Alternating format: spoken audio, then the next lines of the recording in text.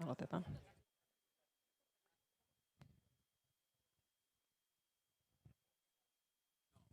Tuliko siitä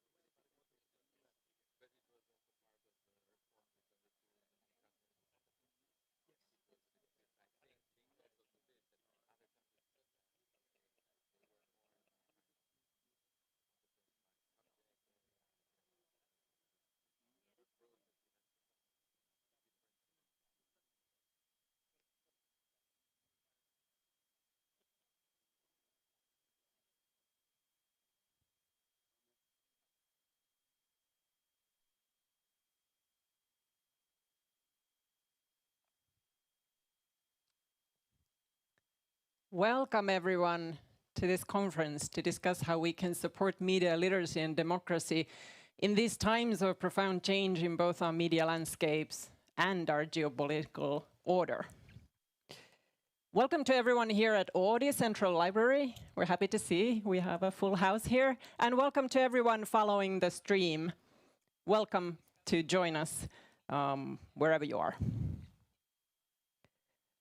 This event is part of the co-presidency of Finland and Åland of the Nordic Council of Ministers. The conference is the result of cooperation between several organizations that include the Finnish National Agency for Education, Finland's National Audiovisual Institute, Nordic Culture Point, and Nordic Network for Lifelong Learning, with funding from the Nordic Council of Ministers. My name is Anu Partanen, and I will be hosting the event for the next 2 days. We're here at Finland's national pride, Audi Library, which we in Finland really love. And it's very fitting because at the end of the day today, we're here to discuss also libraries as democratic spaces. But because this indeed is a democratic open space, I want to remind you during the days, please do not leave your belongings here when you go outside, because we don't actually lock the doors during lunch and so on. And you can find public bathrooms on all floors. But now, without further ado, I'd like to invite to the stage Anders Adlercreutz, Finland's Minister of Education, to give you the opening remarks. Welcome.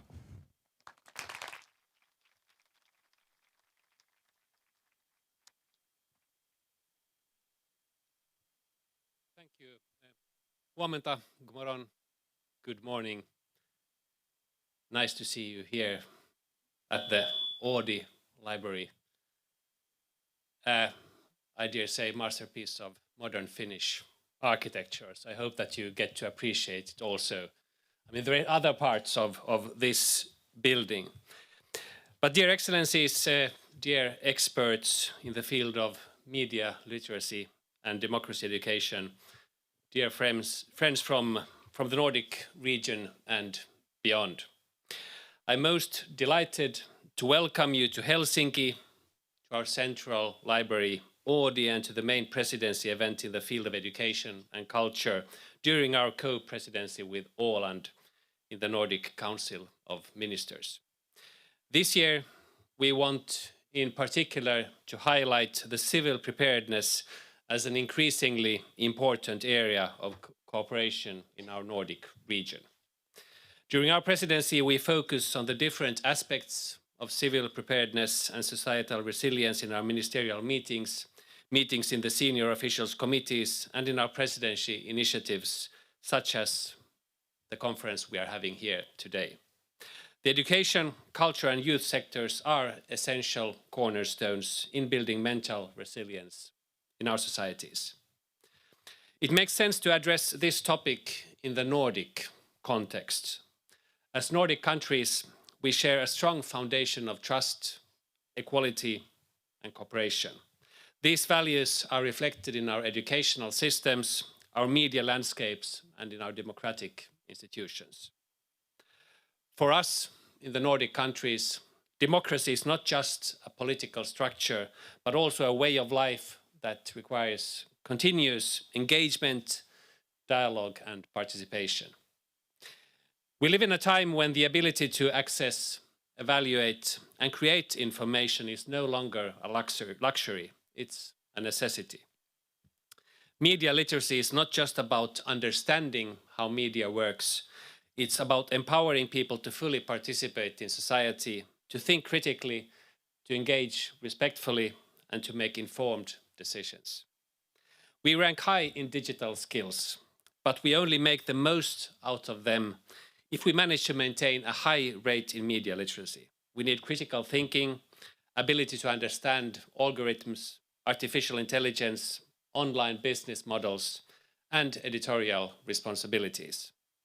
In a world where disinformation spreads faster than facts and where public discourse is increasingly polarized, media literacy is a civic skill. It's a democratic skill, and it's a lifelong skill. Through literacy, media literacy, and democracy education, we help pupils and students to understand their rights and their responsibilities. We teach them how to recognize bias, how to question sources, and how to engage in respectful debate. We encourage them to see themselves not just as consumers of information, but as active participants in shaping society. This doesn't concern only pupils and students, it concerns us all. Media and democracy education are lifelong learning processes. They are critical for the whole population, including adults and elderly people. This is especially important in the face of disinformation and misinformation, which threaten the very fabric of democratic life. Education is our most powerful tool to counter these threats, not through censorship, but through critical thinking, media literacy, and open dialogue. Dear friends, the Nordic countries, as always, stand to work with each other when managing and developing these issues within society. Later on today, we'll be hearing about the Nordic pilot project on media literacy index and the first results of it. The Nordic DIS network, which stands for Democracy, Inclusion and Cohesion, was established in 2016, and the aim has been to strengthen the education sector's ability to address societal challenges and conflicts through democratic means. The starting point for the network is to promote common Nordic values and education for sustainable development, particularly through initiatives that strengthen democratic citizenship, counteract racist expression, discrimination, marginalization, and group hostile and non-democratic forces in the Nordic countries. Through the DIS network, we have gathered knowledge and best practices to strengthen democracy and human rights education, as well as to counter social marginalization, extremism, and religious discrimination. The Nordic Cooperation Programme for Education and Research, approved by the Nordic education ministers in 2024, also emphasizes democracy and media literacy in schools. The aim is to strengthen Nordic cooperation on democracy and media literacy in schools through collaboration with civil society and international actors. There's a need for strong collaboration across fields such as education, culture, integration, and justice.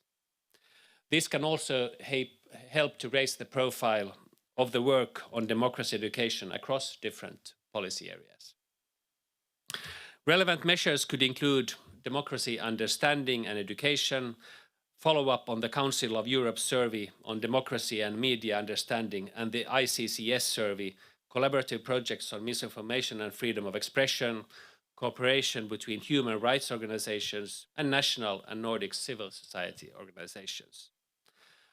We are happy to have here with us Mr. Villano Kyriazi from the Council of Europe and include this conference in the European Year of Digital Citizen Education. I'd like to end up with addressing the importance of inclusive communities, the importance of feeling and the real experience of belonging in our societies.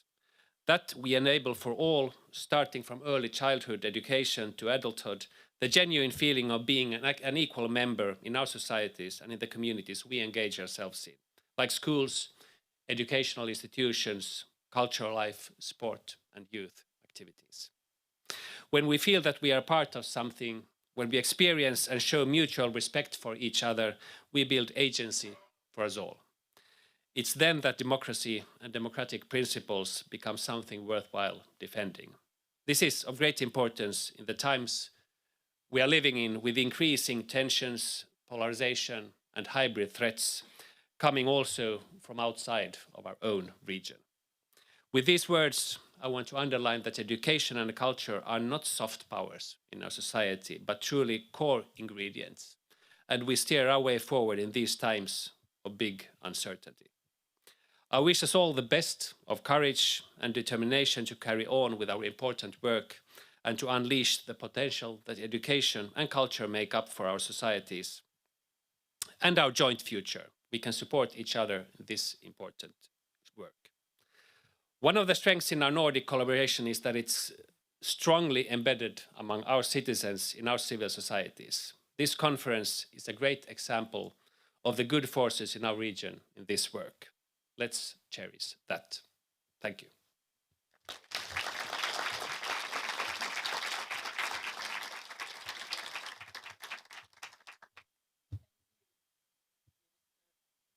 Adlercreutz. Next, we will hear a greeting from the Council of Europe. And here to greet us is Villano Kyriazzi, head of the Education Department at the Council of Europe. Welcome.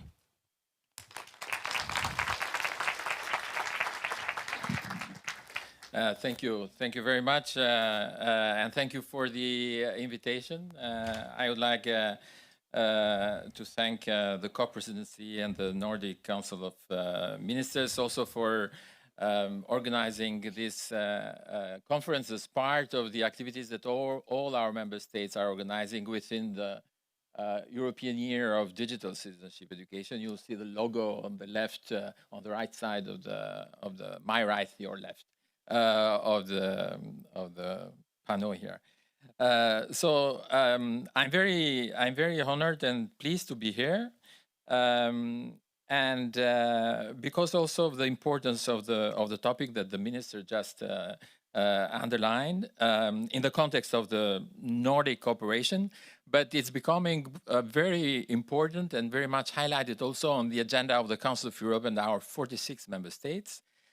And as the minister already underlined, it's not only about education, it's also about other sector, the culture, the freedom of expression or freedom of artistic expression as well, and also civil society, youth perspective and media literacy, etc. So also in the council, we are having now a kind of integrated agenda with regard to media literacy. I mean, in our everyday life, resilience, which is part of the, let's say, topic of this conference, is very much understood as an ability to be happy or successful again after something difficult has happened. But if we truly want resilient democratic societies, we need to go a little bit further and ask, how do we prevent those difficulties from shaking our democracies in the first place? And at the Council of Europe, the answer that we have given, at least in the education sector, is through quality education. And then we link the concept of quality very much with one of the four missions of education, which is the preparation of future citizens to be active and responsible in democracies and in democratic societies, in addition to the building of a knowledge base and then the preparation for the job and technical, etc. So, and that's why we have also adopted in 23, together with ministers of our 46 member states, a new strategy for the sector that is called Education for Tomorrow, for Today's and Tomorrow Democratic Societies, Learners First. And so we have placed the learners at the very heart of the strategy because they are the citizens not only of tomorrow, but mostly citizens of today. And this strategy is built on three strong pillars. And the first one is related very much to one of the main elements of where media literacy belong as well is the renewal of the democratic and civic mission of education. I'll tell you later what we're doing in this respect. And then the second one is very much related to the enhancement of social responsibility and responsiveness of education to diversity and local needs. And the third one that everybody is talking right now is how to advance education through the digital transformation. And in the Council of Europe, we have chosen a perspective that corresponds to the mission of the organization, which is a human rights-based digital transformation. So, and then this is the vision that we have for our strategy, mainly related to preparation of learners as active and responsible citizens. And so this is urgently needed across our continent, as the ministers already underlined. Democracy is under pressure, so polarization, democratic backsliding, radicalization, intolerance, discrimination, etc. And young people are growing up in a media environment that is quite different from those, the environment where teachers and parents of young people used to know. So children and young people today encounter news, information, social debate, not only through traditional media, but mostly on their phones, on smartphones, in digital spaces, through social media, and then where the lines between fact, opinion, evidence, emotions are blurred, are not anymore, you know, very clear for nobody nowadays. And then in this context and environment where we all live now, and the minister already underlined what we understand by media literacy, it's a kind of fundamental skill or competence, but also transversal one. Is the ability to question sources, verify facts, etc., etc. But in the Council, we think that media literacy alone is not enough, and then we associate media literacy very much with other types of competencies, and we call them competencies for democratic culture. And so in our framework of reference for democratic culture, we have listed many of them, because you can develop critical thinking and you understand facts, etc., and make the difference when it comes to discrimination, on respect for diversity and inclusion, if you also have some values as a foundation of your behavior and knowledge that are related to respect for human dignity, openness to diversity, critical thinking, but empathy as well, responsibility and civic mindedness. So these are also some of the skills that we are promoting through our reference framework for democratic culture. And we think that only when combined, both media literacy and democracy education, they can build the resilience of our citizens and resilience of our societies, and the ability to resist to disinformation and polarization. But as it was underlined before by the minister, this cannot be the task of schools alone. So we need also partnerships, and from families first, but also for the informal or non-formal education sectors, like cultural institutions, libraries, museums, archives, and journalists and technology platforms as well. So we have now trying also to develop in the Council of Europe new types of partnerships with also the private sector, big tech, and introduce in our policy making also the youth perspective and then student perspective, because without this we cannot really find solutions. So we are working a little bit in this, let's say, spirit, also to develop and shape the post-2030 vision for education in Europe. And as we look for the future, I'll just to share with you some key elements of our program that contribute also to the strengthening of media literacy, democratic competencies, and resilience through education. First of all, we have launched since 23 a new initiative and my colleagues from the ministry here and the National Agency for Education are very familiar with this. Jorma Kaupinen and Maya Inula from the ministry. We have decided to launch a European space for citizenship education in Europe that would be part of this renewal of the civic mission of education. And at the foundation of this European space for citizenship education, we decided to first to codify the principles and values that unites all. So what are the principles and the values that we share as Europeans in democracy? This was an urgency because we need at the highest political level, first, a clear understanding on the values and principles that unite us, but also a new commitment from our member states with regard to those values that are at the heart and the foundation of citizenship education in Europe. So we have now, and we are going to present this to Education Committee in the Council next week, the codification of common principles and values that will be at the foundation of this European space.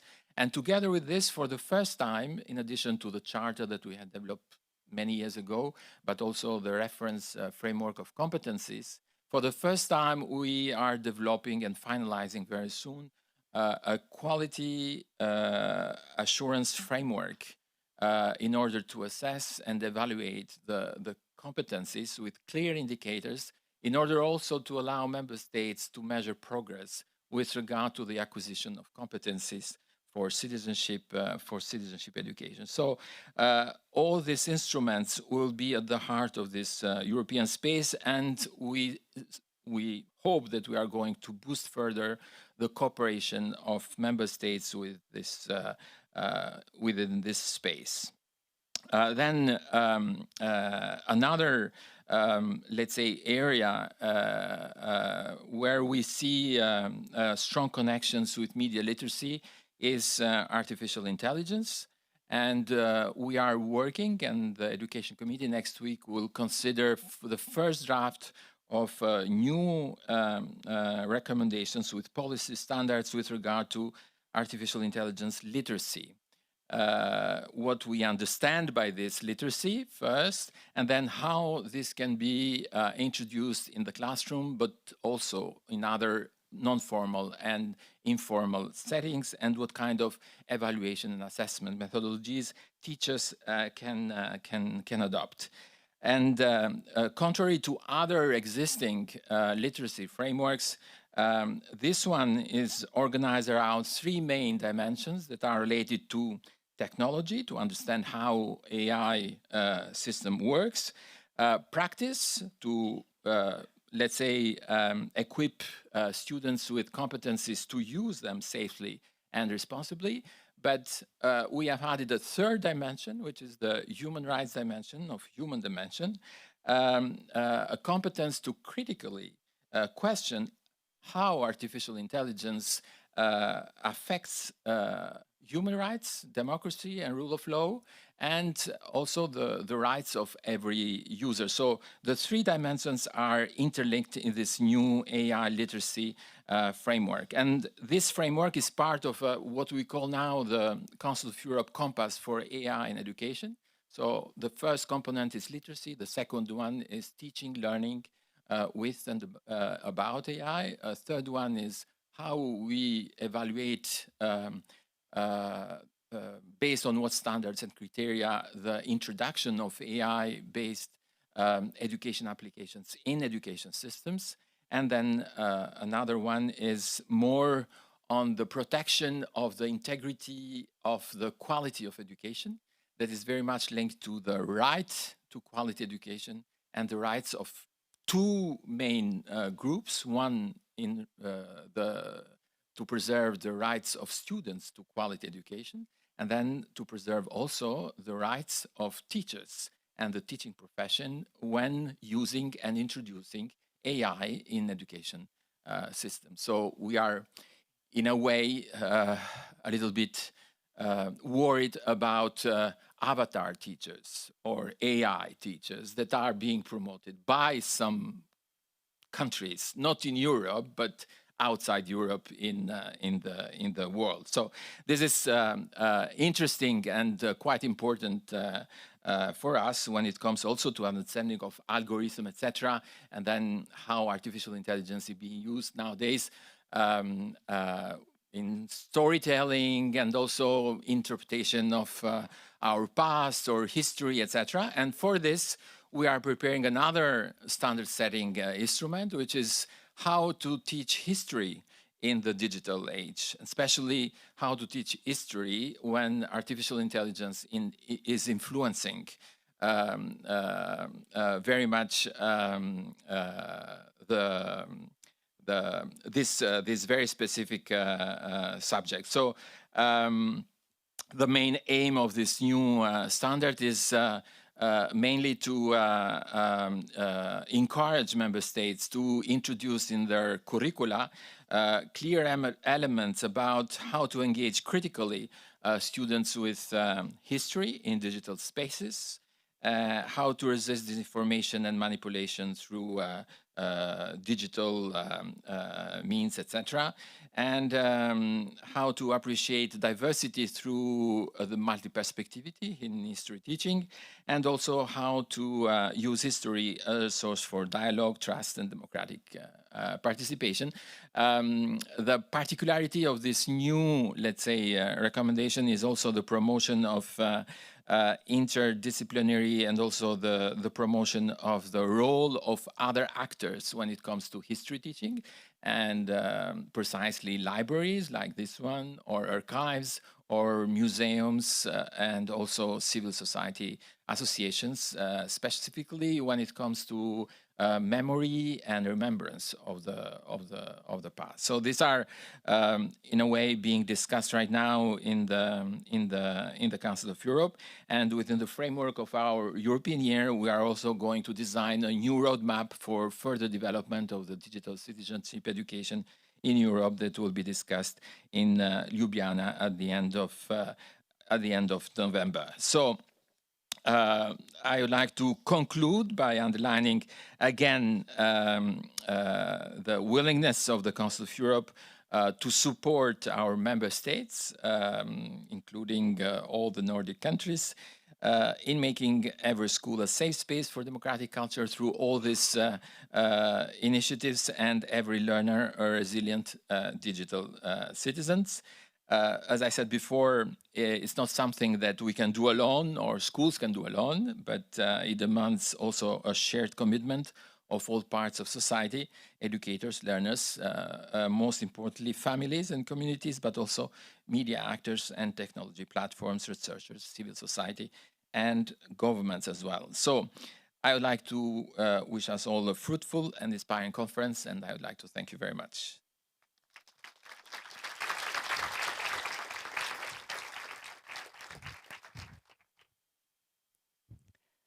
Thank you, Mr. Kyriazzi. Now we will move on to our two keynote speakers. After each keynote, we will have time, hopefully, for a few audience questions, so you can think of those while you're listening, and we will bring you a microphone after, and you can ask your questions. Now it's my pleasure to invite to the stage our first keynote speaker, Professor Julian McDougall.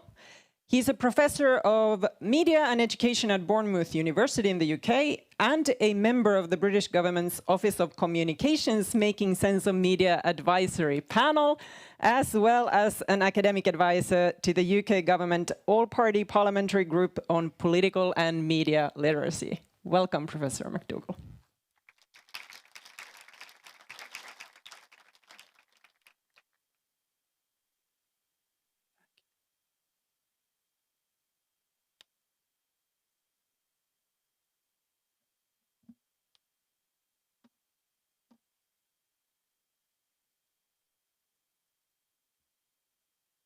Thank you very much for the invitation and for the introduction.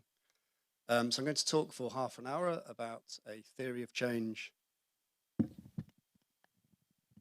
Thank you. I'll start again. Thanks for the invitation. Thank you for the introduction. So I'm going to talk for half an hour about a theory of change for media literacy for social cohesion. And this is a theory of change for thinking about the role of media literacy in a healthier future. So thinking about the previous introduction, the Council of Europe's year, and the title of this conference, this is very much about what media literacy is for, as opposed to seeing media literacy as a solution in itself. For this project, we've mapped 400 media literacy projects from all over the world, all from this century and mostly from the last 5 years, to this theory of change. And there's a website which has a simple URL, which is ml-eco.net. And if you go to that website, you can find all 400 projects by country or by theory of change element, or you can search for a project, or you can add your own project. So the idea is that over time, we'll see the field moving forward through this theory of change framework. So I'll come back to this, but I just want to flag that at the start of the talk. But one of the key messages from the presentation, it's very important to articulate this in a way that doesn't sound pessimistic, but our field has been guilty of overclaiming. And one of the reasons for that is because we're trying to prove our value, prove our worth as a solutionist discourse. That's often because we have 6 months of funding, small amount of participants, and the need to prove results. So media literacy to promote resilience to democracy. Media literacy to safeguard against misinformation. Media literacy for ethical use of AI. But in reality, it's quite hard to actually provide evidence of that within, a pilot study, a 6-month project, relatively small scale project. So one of the messages I want to suggest today is that we will change more if we claim less, which in the book I'm about to publish, I refer to as productive humility for the media literacy field. So I'm going to talk through where we are now from a UK perspective. Of course, in Finland, it's different. Finland is often seen as a target, an aspirational place to be, particularly in the UK, in terms of league tables and metrics and PISA and other things. But I'm coming here from the UK and I'll speak about my lived experience as a media literacy practitioner in the UK. So where we are now, the research that's led to the development of this theory of change, the theory of change, and then this proposal for a healthier future. So where we are now is we're able to, in the UK, map across broad ideas about a communication ecosystem, the UN Sustainable Development Goals, a framework through the theory of change for thinking through how media literacy can contribute to the communication ecosystem, and then policy. And we haven't had policy in this direction in the UK very often, actually, although we do have a very well-respected tradition of media education. It's been much more variable at the policy level. But now Ofcom have produced a set of media literacy outcomes. They are funding media literacy work. And we're about to have the outcome of a major curriculum review in the UK, and we hope that there will be a place for media literacy in the school curriculum. But we don't know yet. So this is where we are now. And the green highlighted texts are the key aspects of this kind of policy mapping and sustainable development mapping for the focus of our conference today. Now, at the beginning of the project I'm going to share with you that's about to be published in the book, but also the mapping of the 400 projects, I kind of crowdsourced from a large number of people in the communication ecosystem space this idea of what would a perfect communication ecosystem for social cohesion, how would that be characterized? And the people I asked the question to were media literacy academics, practitioners, students, teachers, librarians, policymakers, people that we refer to as the seldom heard. So in this case, these were clients is not the word I would use, it's the word that is used, clients at a food bank in Birmingham, UK. Also the people who are involved in the charity, the Trussell Trust.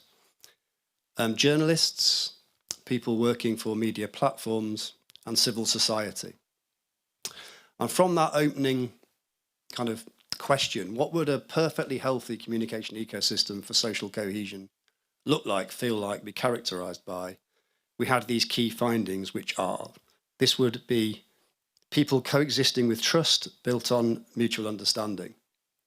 People respecting differences and diversity with the capacity to agree to disagree. And then the communication that would be fostered in this ideal, healthy ecosystem would be communication between people who have the capability to use media literacy actively in their lives and adopt values which motivate them to use that media literacy for positive contributions to the ecosystem. And I'm reminded of our colleague Leo Pacala's quote, which is, media literacy is, get this right, the good life for everyone. And that very much that notion, but going back to my opening remarks, this assumption that we've sometimes laboured with, that media literacy in itself will do this. The work I'm about to share really kind of problematises and questions that assumption. So those 2 bullet points here, the capability to use media literacy actively in their lives and adopting values which motivate them for positive contributions. Firstly, we have to agree what we think positive contributions are. And secondly, we have to think about how literacy and capabilities and values intersect. And that's the direction of travel, I think, for the field now. And I like this quote from Natalia here, who says, publics are motivated to interrogate how the technology works, even when we are trying to accommodate it into our everyday lives. And I'm sure we're all doing that now with AI. And there's a tension perhaps in the field now about whether we move to a kind of AI literacy, whether we focus entirely on this, whether we integrate it into our frames of reference.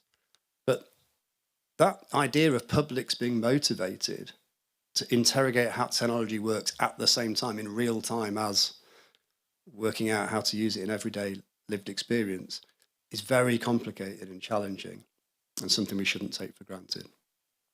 So this is the interplay, I think, between resilience, agency, media literacy, values. So the research. So this is a long list just to show that the theory of change I'm going to present to you was the culmination of over a decade of research at Bournemouth University, where I work, in a research centre. We developed the theory of change by iterations over many, many projects.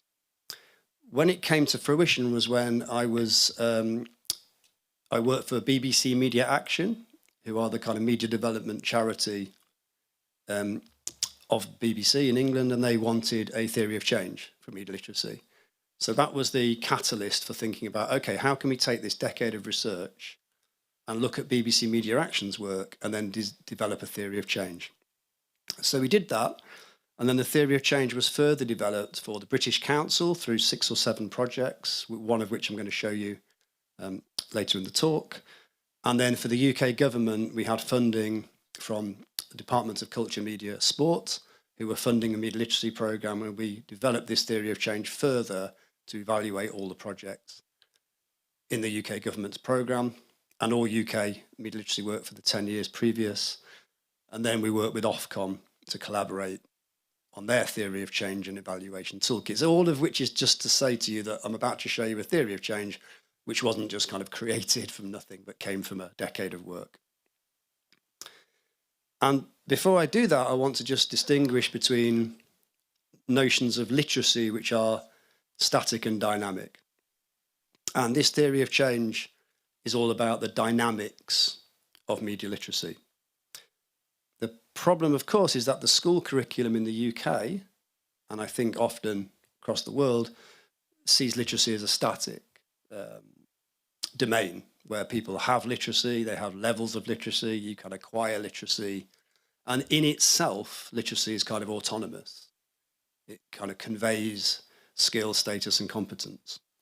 So literacy can be seen of in the static discourse as autonomous, fixed, and then we attach these other things to literacy, right? Visual literacy, media literacy, AI literacy, XR literacy, game literacy, civic literacy. I could be here for the rest of the talk listing the literacies, right? The point is, when you attach these new literacies to literacy as an autonomous kind of modality, it doesn't allow you to really sufficiently kind of do a deep dive into the complexities of literacy as a dynamic practice.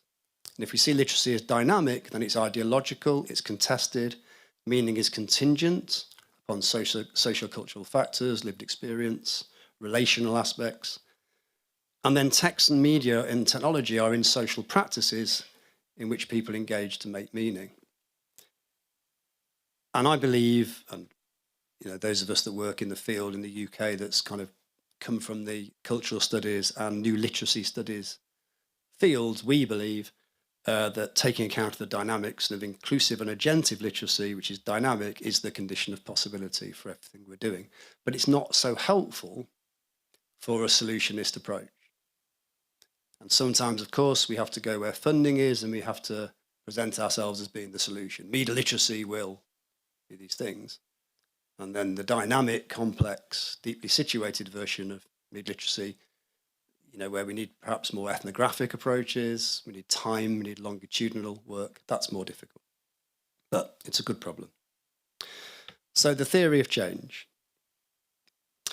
Theory of change has 4 elements. They are not linear, but consequences can be thought of as the 4th, because it's hard to get the consequences without the other 3. So 3 are not linear, consequences is an outcome of those 3. And those 3 are access, awareness, and capabilities. As I said before, 10 years of research, findings, and processes led us to this framework, this conception. So we think about how people's media literacy can shift, change, develop, enhance their access to media, digital, tech, AI.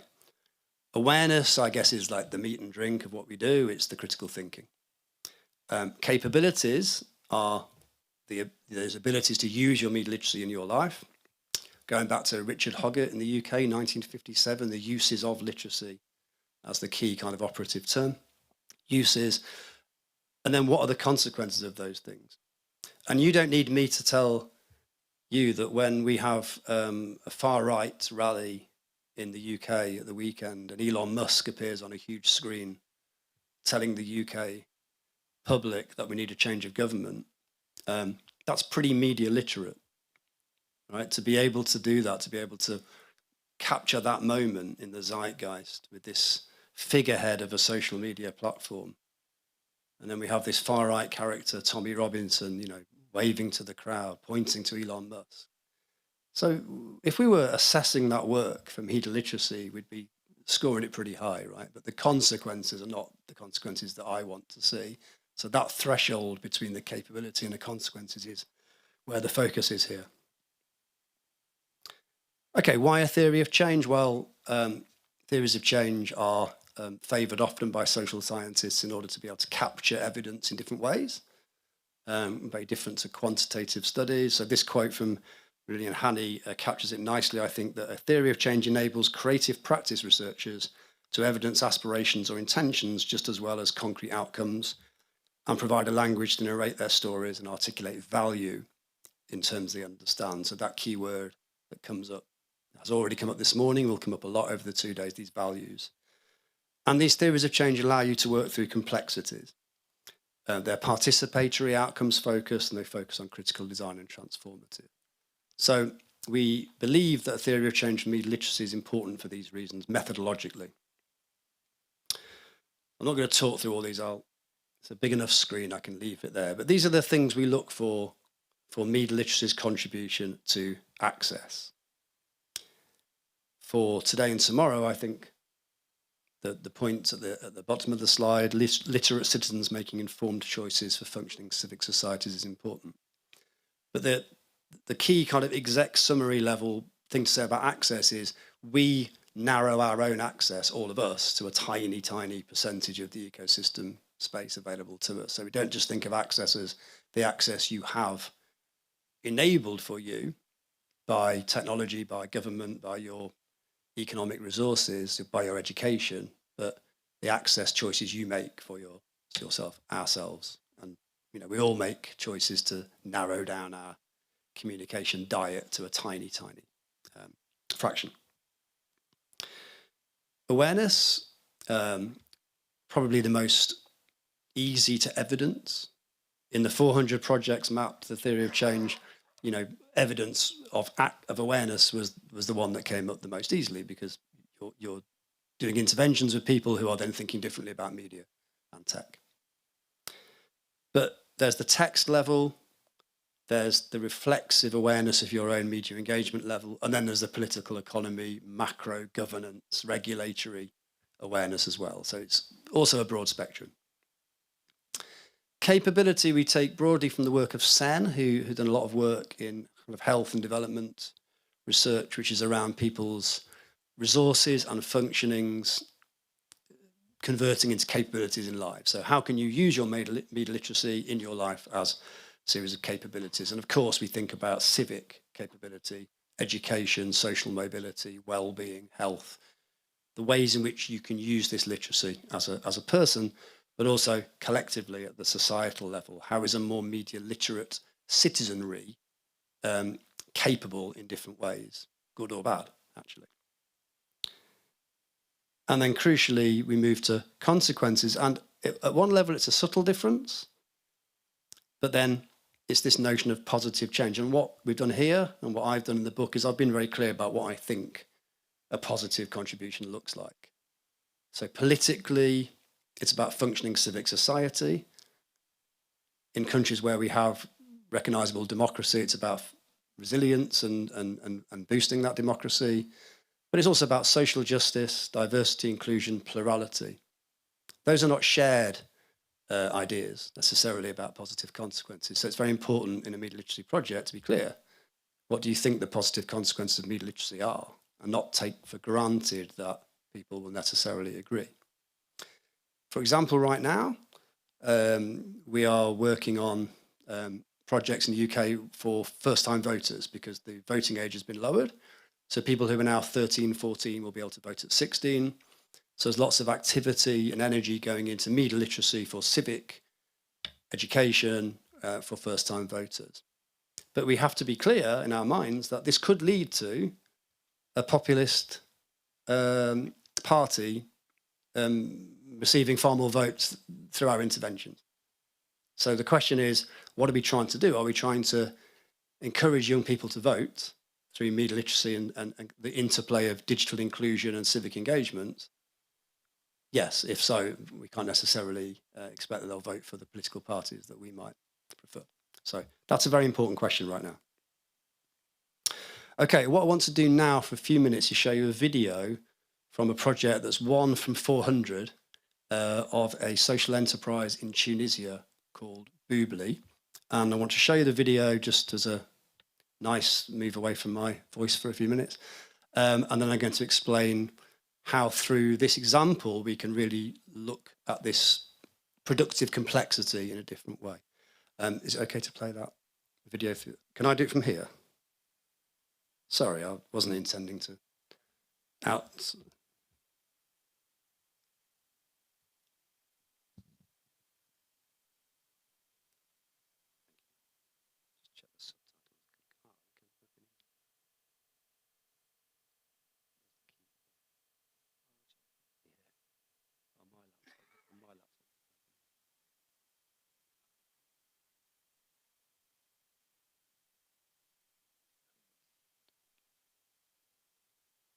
تحل كومنتاريات فيديوهات البوبلي مخك يذوق كل واحد يفتي وحده. اللي يقوم لك مؤامره ماسونيه عملوها الغرب الكافر باش يفزوا المجتمع التونسي ويدخلوا البلاد في حيط، طامعين في البترول اللي تونس غارقه فوقه ولتو ما لقيناه، واللي يقول لك ونعاودها بالحرف يزينوا في تصويره الاسلام وينصروا فيه. ايا ثبتوا لنا رواحكم شباب.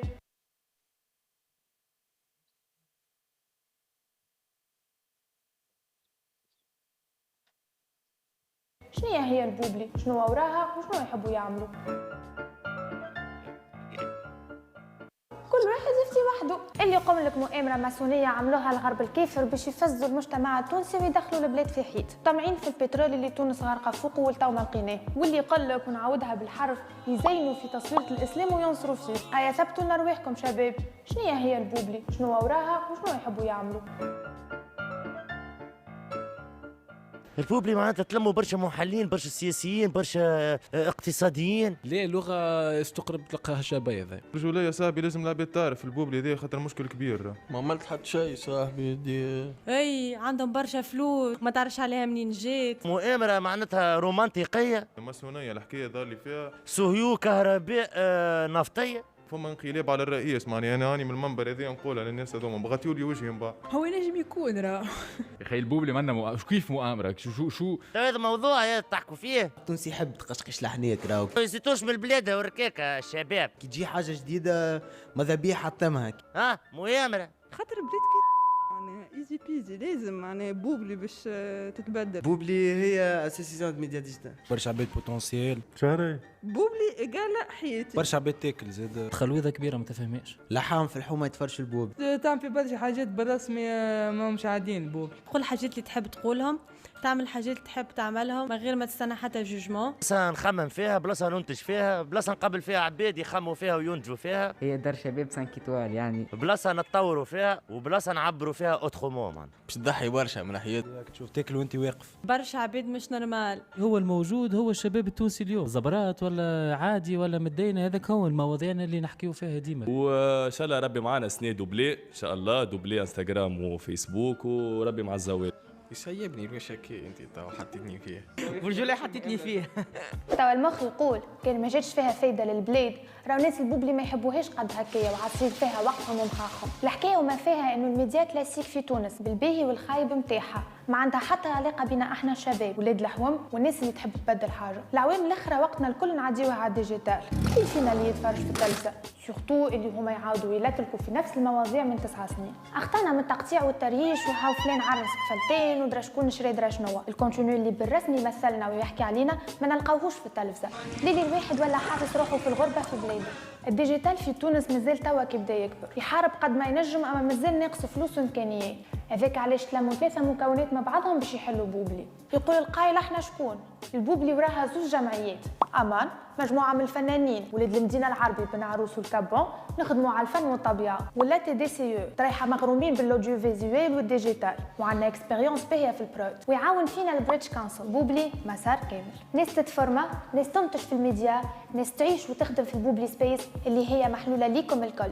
تابعوا معنا الفيديو للاخر باش تفهموا كل واحده منهم شنو هي بالضبط وتزيدوا تفهموا كيفاش باش نحلوا بوبلي في الديجيتال. حكيتي مع البوبلي بدات كاستينغ فيه 200 بشر، غرب لونا خرجوا كان 22. ومن بعد جاي نهار اللي نستناو فيه الناس الكل، تقابلنا في الاسباس ياسر مزيانه، كل كوان تنجم تنسبيري فيه حكايه، تنجم تخلق فيه موضوع. دينا لي فورماسيون في الاسباس مع عباد من اكسح ما فما في الدومين. تي الحسيلو عدينا 6 اشهر نفطروا ونتعشاو اوديو فيزيوال. دونك الفكره من البوبلي هي العباد اللي مغرومه بالكرياسيون دو كونتوني يتفورميو وعندهم ماتريال واسباس وين ينجموا يترشقوا، ينجموا يخرجوا الحاجات اللي يحبوا يخدموها. حاجه باش نسيبوا فيها القربيع نتاعنا والهبنه نتاعنا اما في الباهي كلكو سوا للبوبلي ولا للشان نتاعهم باش نجموا بعديك ننجوا وندخلوا العطاء. دونك هذه مغامرتنا مع البوبلي وما هيش باش تقف في الجينيراسيون تاعنا، نحن مازال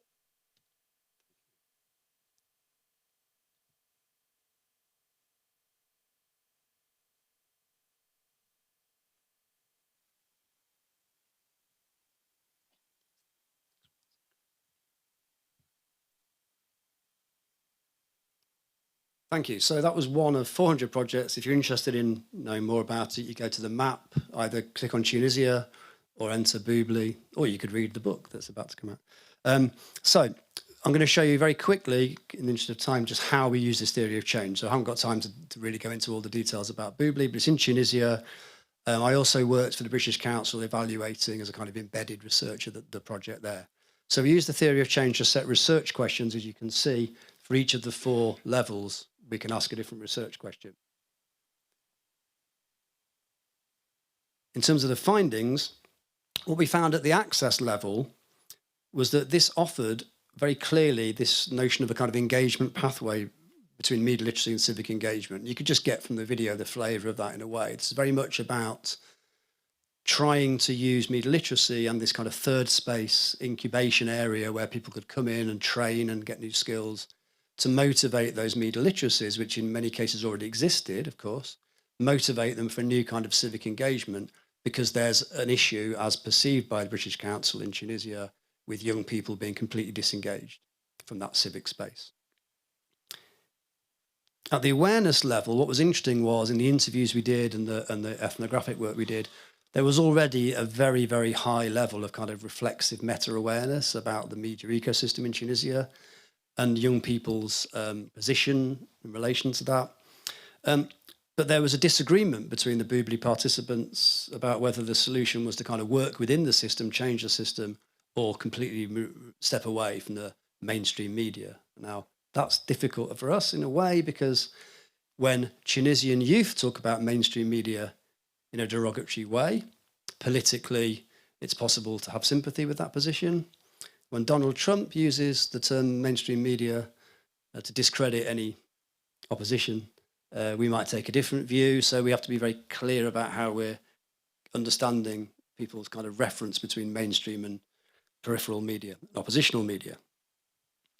At the capability level, we found this very rich evidence of this third space where people bring their existing creative skills into a new context, whether that's journalistic, whether that's technical media, whether it's PR, whether it's civic. And we found that happening, and we were able to provide kind of empirical evidence of that in the research. And then crucially, the participants reported a mindset shift about agreeing to disagree more peacefully, which, you know, I'm not in Tunisia, I can only take the perspective of the participants at face value, but, you know, we understood that to be a major problem that Boobly was trying to resolve. Now, in terms of consequences, we were able to then, because we're using this theory of change as a kind of very complex methodology, we're able to say that Boobly's impact is clearly there, it's clearly consequential, but this third space notion is very important because that's not in the majority of media literacy projects, because people don't have the funding and the time and the scale to do that work. Which then led us to be able to, from the 400 projects, identify a set of transferable strategic practices for media literacy projects. In this case, third space intercultural knowledge exchange, and also work which is nuanced for local context. And we've actually produced a web comic that has the 10 strategic principles. So I'm going to complicate it even further by saying now we're talking about project design, people, relationships. So it's the how of media literacy as well as the what of media literacy.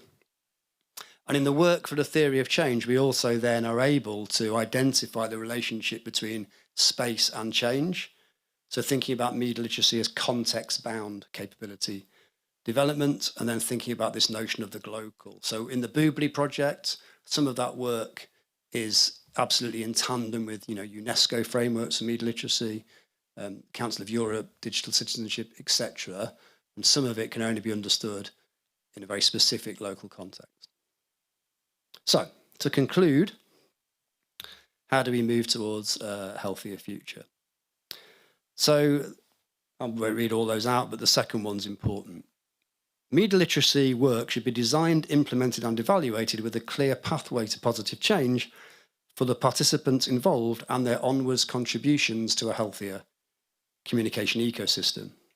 We understand this to be an environment which enables practices which nurture equality, diversity, respect, empathy, and the redistribution of power in the service of social cohesion.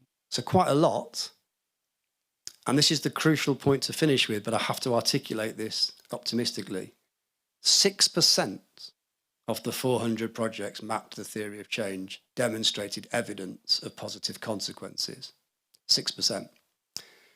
But a huge amount more than that showed very rich potential, latent potential for that change to exist in the future.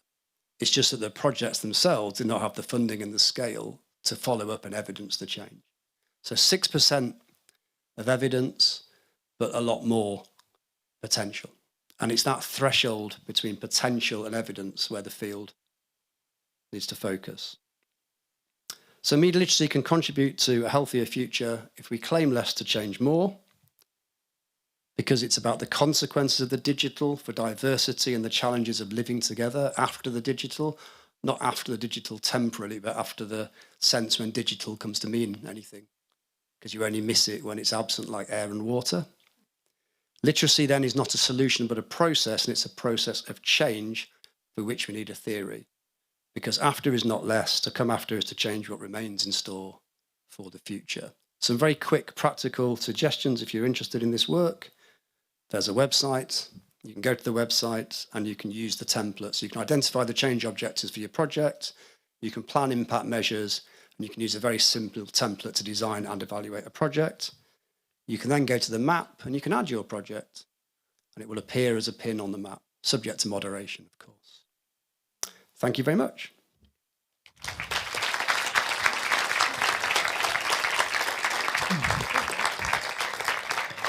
Thank you, Professor McDougall.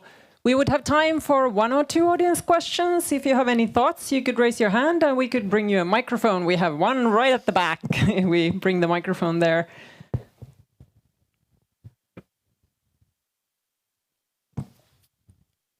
And if anybody else is thinking of a question, I think depending on how long we discuss the first one, we probably have time for a second one. Go ahead. Thank you for a very inspirational speech. Having gone through hundreds of projects, and you said that there's 6% of those with clear consequences, can you think or recommend any project that would be particularly good examples of methodology for measuring or demonstrating consequences? Well, one particular, I don't want to do disservice to other projects by just thinking of one. So I'll say some things more broadly rather than pick one out. Just to be clear again, we think, so it's I for the book, it's we for the we think that media literacy does demonstrate the latent potential for positive change in the majority of cases. But the methodologies that we tend to use are people self-reporting, following an intervention. So we use a lot of action research, we use a lot of survey for evidence collection, and people are saying, I'm now thinking differently about this. I feel more news aware, I'm more civic-minded, I'm going to use AI in a more, so it's not that they're not going to do that, but it's that we don't know if they'll do that because we're not going to follow them up several years later. So when we talk about productive humility, I think the projects that do offer the most robust evidence, and there are several, you can look on the map in the final chapter of the book, they tend to be those where there is an action dimension that's evidenced and witnessed within the scope of the project. And that's often through co-design. So young people are, like with Boobly, they're creating something. That's evidence of change because the media literacy has then been put to work. It's been motivated in a particular direction. You can see the outcome. You can also see then the dotted line towards a kind of societal impact of that. If more people do the same kind of third space, co-design, agentive kinds of work, so it's a proof of concept. So it's there as evidence of change, which could then be scaled up. So I would answer your question by saying methodologically, build in an outcome that's creative, that's co-designed between researchers and participants, and that offers a template or a toolkit or a resource for transferable implementation by others, because then you can see it happen visibly when other people follow the same process. Would we have another question? Yes, here. If we bring the microphone to the gentleman here.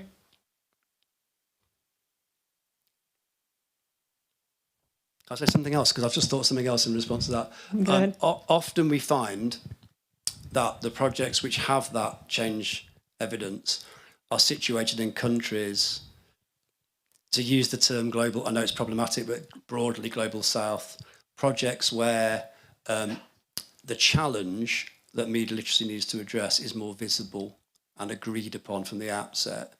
So counter-narrative, post-colonial literacy work, south-to-south collaboration, those kinds of, because the change is more immediately apparent, perhaps?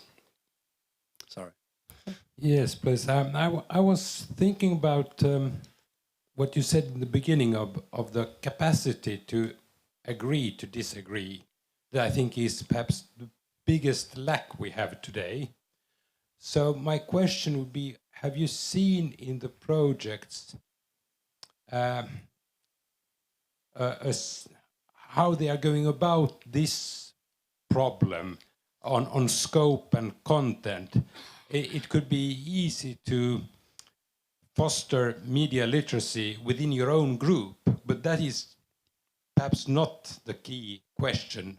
It is the capacity to disagree with the others, the outside, the antagonistic. Yeah, so it's a good question. I don't have an answer apart. I just would reference, though, so my colleague from LSE, Lee Edwards, who's here, does a lot of work on kind of deliberative work. And quite a lot of the projects we found in the capability consequences threshold were those when precisely it was about how do you then use the literacy as capability to agree to disagree, to be more dialogic, more deliberate, respectful. But you're absolutely right, because the evidence for that within a project will be the participants. And then there'll be the intentionality to take that out into the broader space, and of course to then carry that more cohesive behaviour into your everyday lived experience and be a role model and a mentor. Quite a lot of projects that we found have a kind of advocacy, peer mentoring, kind of almost like media literacy championship aspect to them. So in the UK, there's work by particularly the Guardian Foundation, who do a lot of work where they create media literacy ambassadors in schools.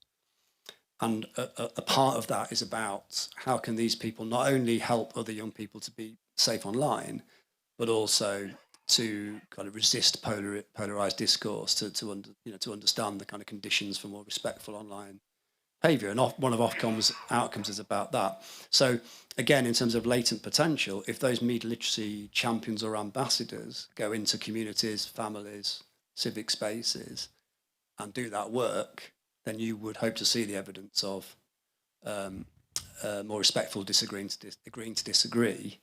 But one thing that's clear from the project is that the ideal is we all do similar projects focused at this threshold, and we all get longitudinal funding, and we have control groups, and we can evidence collectively as a field that media literacy makes a difference to these things over 10 years. But not many projects have that luxury, I'm afraid. Thank you, Professor McDougall.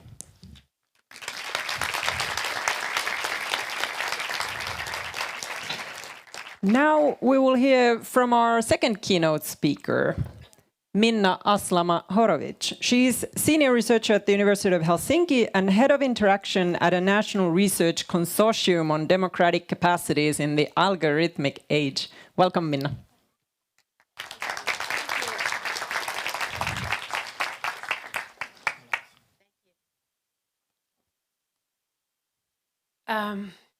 Thank you for the Ministry of Education and Culture. Thank you for the Nordic Council of Ministers, a Finnish National Agency for Education, and Nordic Network for Lifelong Learning, and Nordic Culture Point. It is such an honor and pleasure to be here. Slightly intimidating, especially based on the wonderful speeches, talks we've had so far. I am not a media literacy expert.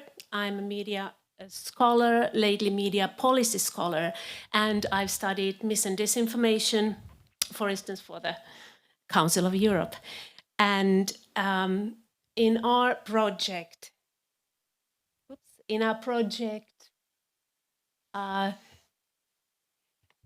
DECA, so democratic capabilities in the age of algorithms, we study capabilities in a broader sense than just literacy. And we understand capabilities in the algorithmic era, not only of individuals' capabilities, but how the society can react to them, and how different organizations in the society that have to do with information, knowledge, media can react to this and build their capabilities. And one of our key concepts is trust.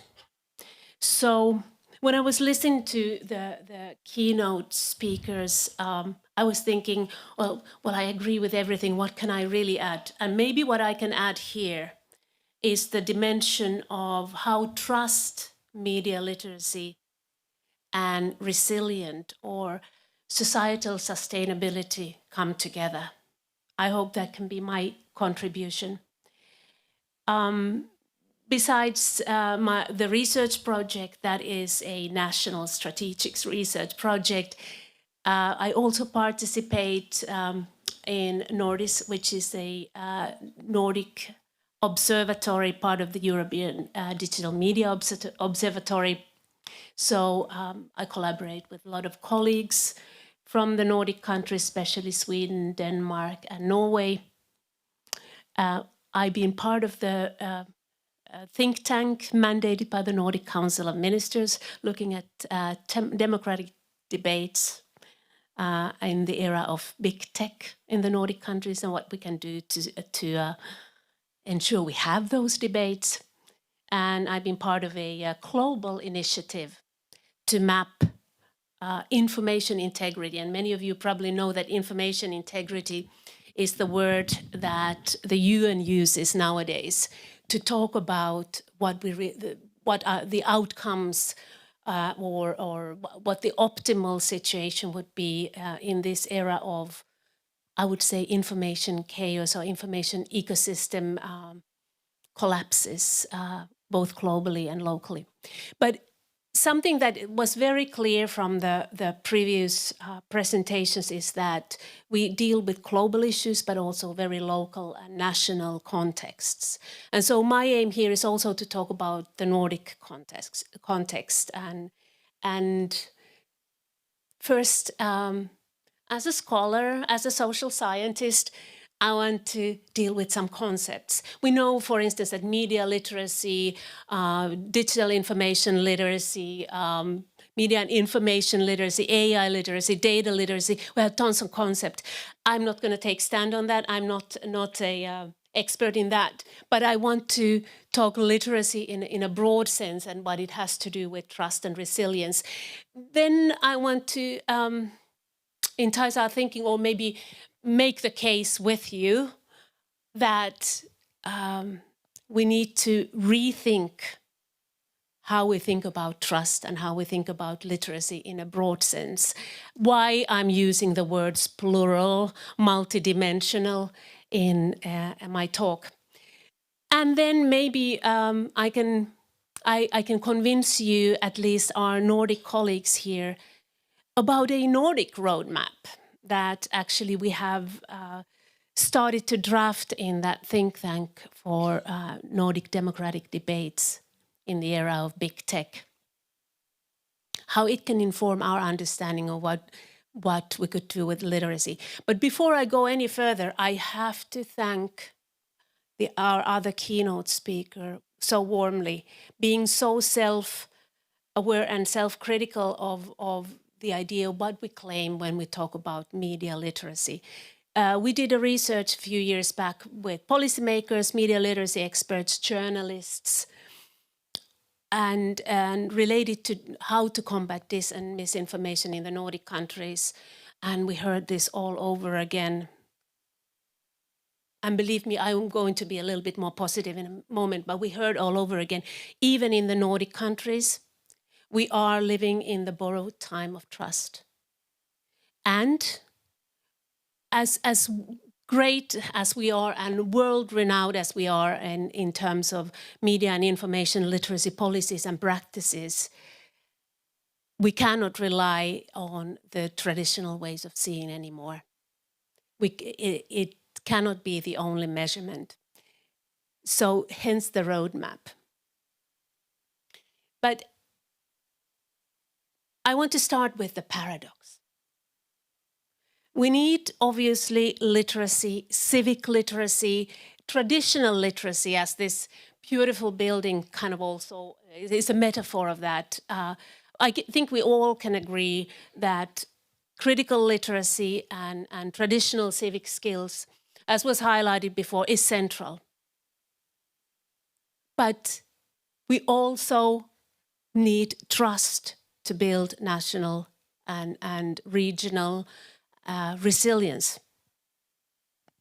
I was just in Sweden in a conference on Monday and Tuesday about the global information ecosystem and what we know about it. And several Swedish politicians were very, very concerned. They said, I see my kids grow up, we have great literacy programs, but then they become so skeptical of everything. How can they then trust anything? How can we build trust in the situation where everything is viewed through cynical, sarcastic, distrusting lens? Another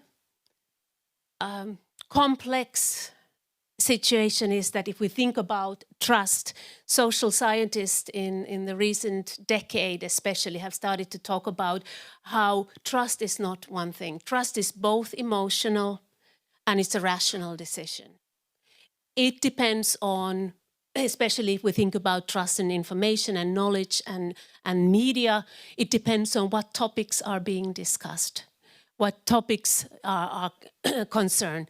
It depends on whether we trust in the media system at all, whether we trust particular platforms, influencers, journalists. It depends on what we've experienced in life, what our friends and families believe in, what our communities are, what age we are, what is our education level, and so on.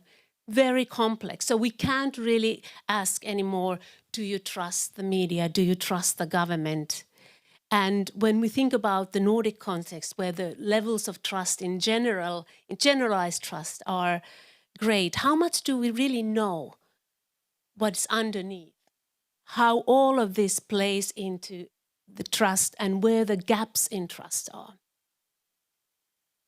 And then we come to the question of resilience or societal sustainability. Social scientists, we like to say that it is a relationship between these three dimensions. So think about literacy. If we think about media literacy, we often think about individuals and empowering them to civic participation, to knowledge seeking, curiosity, and so on and so forth. But that is not enough. There need to be organizations such as media, education, knowledge organizations that are also trusted and that can enrich the individual's experiences. And there needs to be some sense of trust towards the society as a whole, its structures, its practices. And of course, remember those times, me being late middle age, I do, when the internet was the holy grail for all of this democratization force that would give all kinds of individuals and unheard voices more voice, so they could get their concerns heard and they could affect structures of society. And the media would hear their concerns. The media would take on more diverse voices. Individuals could participate in media making. If there are any journalism scholars or journalists here, civic journalism was a big thing that we talked about maybe 20, 25 years ago. And we know that the reality is quite different right now. The online world didn't bring just that, maybe some of that, but not only that. So this is my thesis, and if this is one thing that I would like you to take away and maybe discuss after I finish this, We need to think about literacy as multidimensional in the digital algorithmic age, where we understand also that we need literacy in the policymaking level. We need literacy in the knowledge organizations to understand what the individuals need, what the changes are happening, whether they're societal or, and I know there's the big elephant in the room, technology, today AI. How do we react to technology that is so multidimensional and that changes constantly? This is a game that you could test. Maybe at the end of this talk we can do it together. But note the URL or take on the QR code. This is a test created by the Finnish fact-checking literacy organization Faktabari, where you can test your skills with images, AI-created images from 2024 and 2025. And you can see the incredible improvement or the difficulty that you have with the images of 2025, I would predict, vis-a-vis 2024. And we recently discussed this with some professional fact-checkers who routinely look at AI images, audio, video, and they say even for them, it is impossible now to tell a human-created or AI-created content in many contexts. You have to do a lot of research to know the difference. So let alone us, lay people who are not those professionals. And if we research also shows that if we think about the media coverage of AI, the AI is so complex, we tend to get either the hype or the doomsday scenario. So what we can learn, what AI means to us in the society, or what it means ecologically, if you like, it is very difficult. So here we talk about the literacy. Do we understand literacy also in the sense of what AI does to our social structures? Do we understand what it means for knowledge-making organizations, let alone us individuals? A huge task for literacy. And at the same time, we're in this situation. So I know there is a wonderful presentation coming after the break about Nordic media literacy, but in 2023, we did a study that actually focused on trust a lot. And we asked a couple of questions that relate to literacy. In Denmark, Finland, Norway, and Sweden in 2023, only 50% of the respondents of national surveys in these countries felt that they are comfortable or they know how to detect disinformation in media and online content. Only half of them. Of course, given our high level of literacy policies and practice, they know that they don't know. But think about this. This is the result of countries with the highest level of trust in legacy media, and very skeptical of people are very skeptical of social media. Of course, there are other issues. This is again 2023. As you can see how worried people are about foreign information interference. I don't think this result would be any different today, given Trump's America, which I actually know very well. We can talk about that later. And also, of course, Middle East, Gaza conflict. Ukraine has not gone anywhere. But all in all, to me, these results show that people are exhausted and confused in our current information environment, in our current information ecosystem. And then a question, please just shout out. What do you think what people say when we asked in that survey, who is responsible? Who will help you in this information chaos? What did they say? Anybody? Yep. And this seems to be this was clear throughout the 4 countries. They say we individuals, we are the only ones. We have to navigate this. We have to understand this. well, I gave you maybe a bleak picture so far, but what I'd like to now turn to is that in the Nordic countries, we might be living in the borrowed time of trust, but we also have amazing potential. And I say that as a former member of the think tank that existed in 2022 and 23, thinking about how we ensure democratic debate in the Nordic countries in the age of big tech. We came up with 5 big visions, as well as very concrete recommendations. But here I would like to connect the visions with literacy. So the first vision, this is not something that is a surprise, I guess.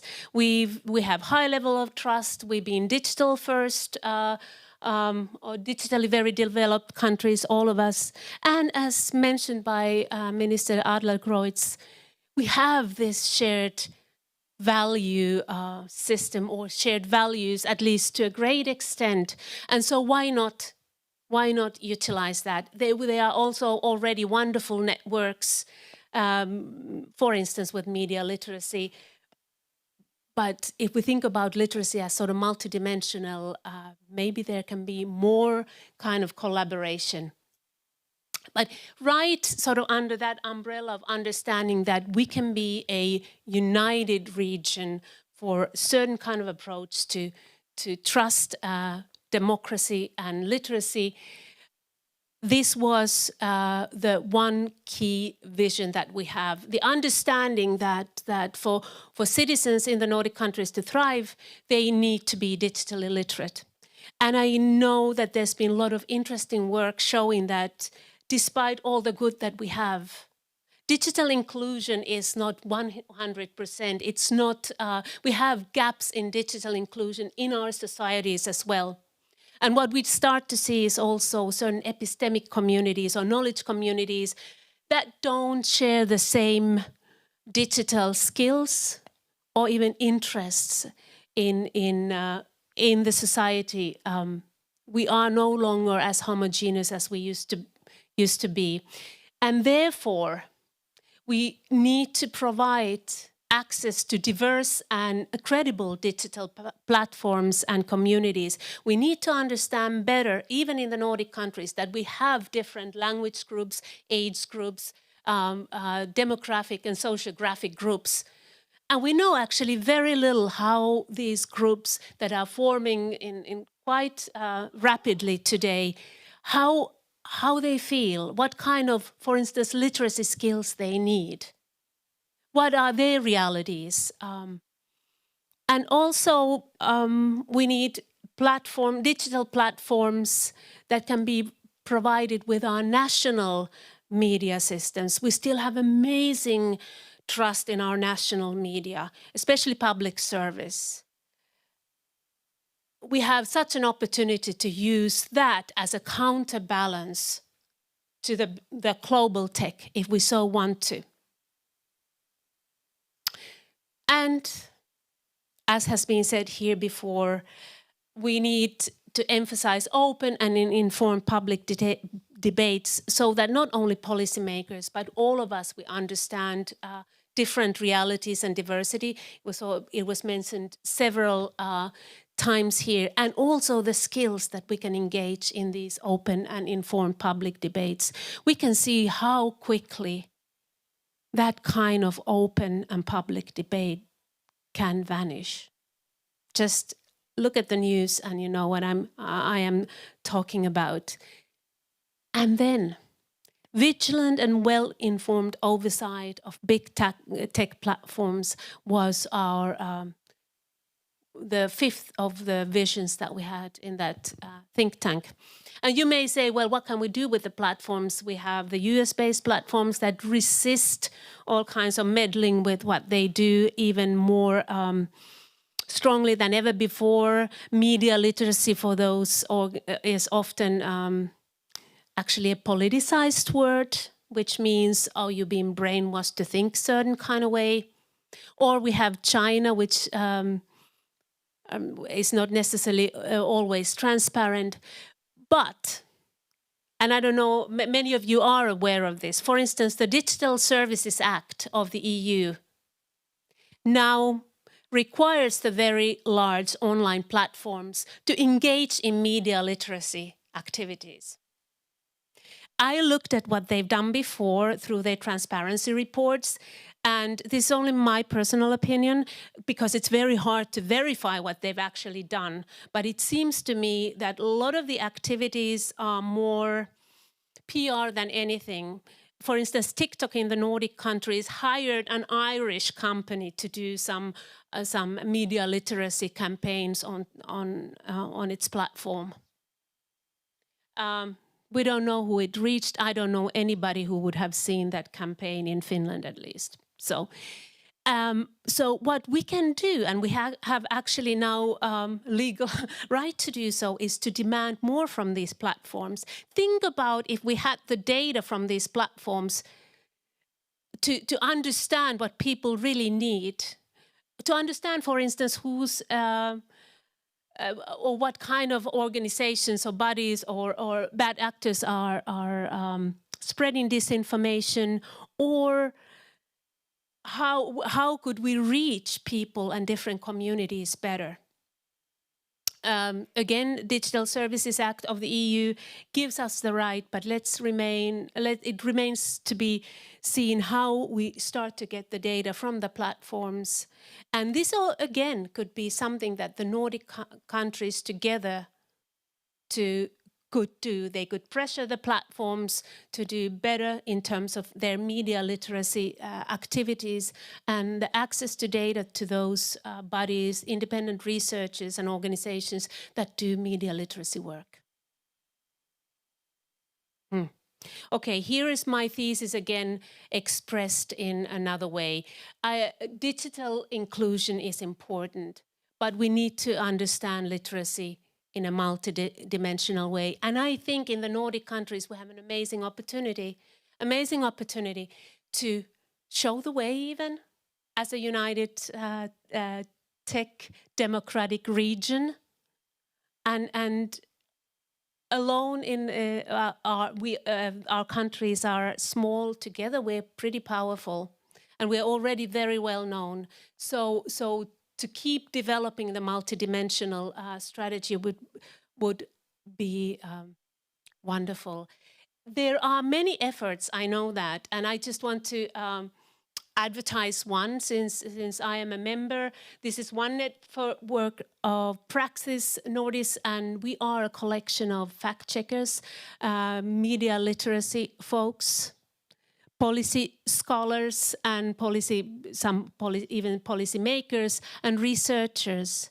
And together we are thinking of common ways to promote digital information literacy and combat dis and misinformation. And especially at the moment in this project, we're focused on AI literacy as well as environmental disinformation.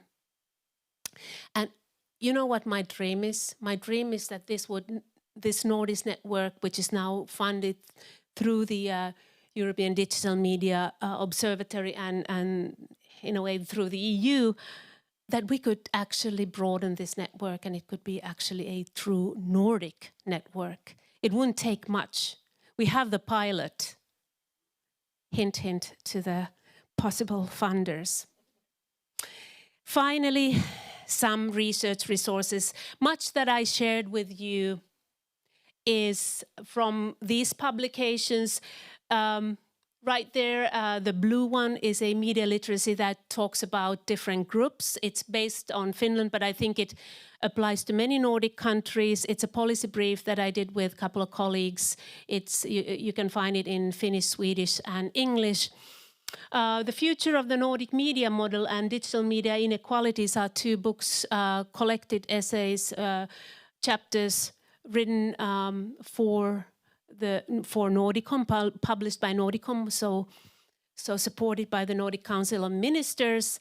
And I just mentioned I was in a in a workshop that discussed the information ecosystem and troubled democracy, the first global sort of information climate report, if you like, thousands of peer-reviewed reports and research in one report. And I just learned on Monday that in November, Nordicom, thank you, Nordic Council of Ministers, is going to publish the report as a book, so more condensed, a summarized version, and it will be available, of course, like all Nordicom publications, open access.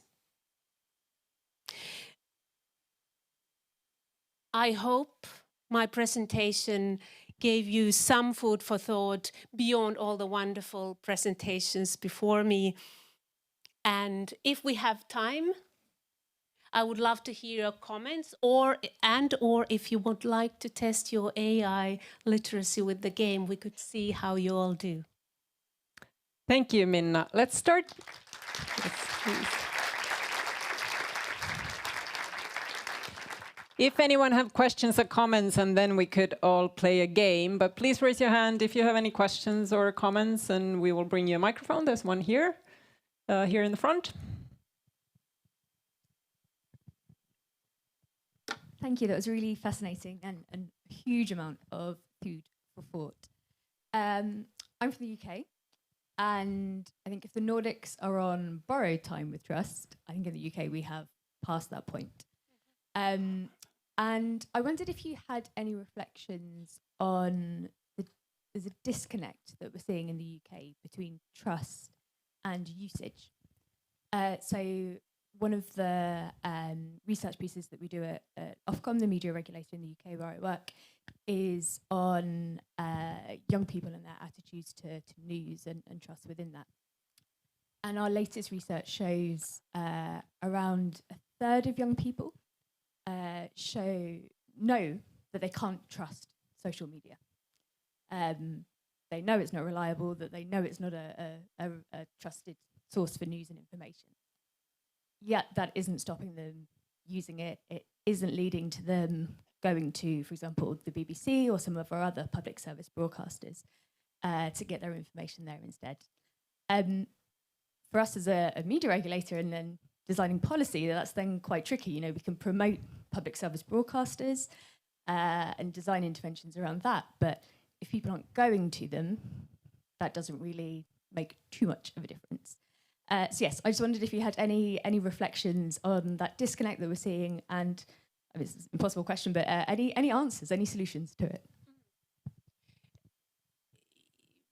Just my personal opinion, but as we saw in the previous presentation, I was looking at the video and I thought it was so interesting or so relatable based on the studies we've done in Finland, when young people say, well, I don't see myself anywhere. I personally love our public broadcaster here in Finland, but I've been to situations where we talk about what do young people need. And one person came and said, well, you know, I'm one of the 100 people in my department and I'm the only one under 30. So I'm thinking if young people don't really see them, and if there's not content and services that speak to them in our national media, what can we do? There are, of course, wonderful examples, and I know many of you know Skam from Norway, which then, interestingly enough, it became a phenomenon. It became a global phenomenon. It was anthropologically researched young people's program about, I believe, maybe high school-aged young people in Oslo. They did huge amount of research. They wrote the script with young people and so on and so forth. And it was so wonderful. It had also great social media presence, and it was followed throughout the world because it was one of the content that really spoke to young people at the time. Then it got bought by Facebook and was produced in Texas, and lost some of its edge, let's put it this way. But nevertheless, I mean, it just goes to show. There's one example, but it takes a lot of effort. It takes a lot of time. But this is exactly what we've also found when we've studied Finnish young people. We did a little, for Finns here, DECA has published a little research report on what we know about young people, their media trust and engagement based on Finnish research. It's on our website. Any other questions over there to the side?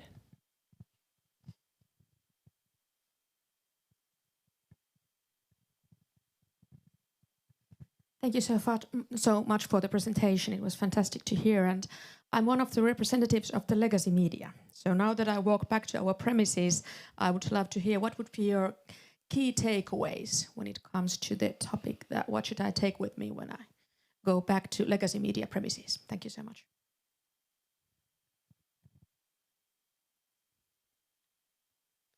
Well, I personally think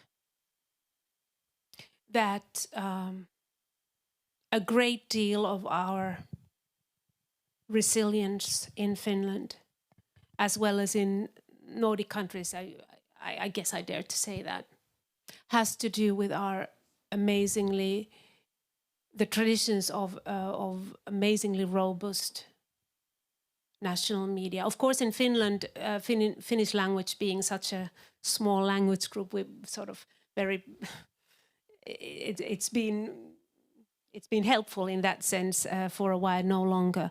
But I think we should invest more and more and more and more on national media, keeping it diverse, bringing in new players. As Anu, so well, you know, you're part of one, and focusing on that kind of alternative. I believe strongly that great part of our national resilience and societal sustainability is the sustainability of legacy media. At the same time, we also need to understand that multidimensionality, plurality, legacy media cannot be one big monopolistic media anymore. And we have to take into account our language, ethnic groups, and so on and so forth, if we want to bring them in.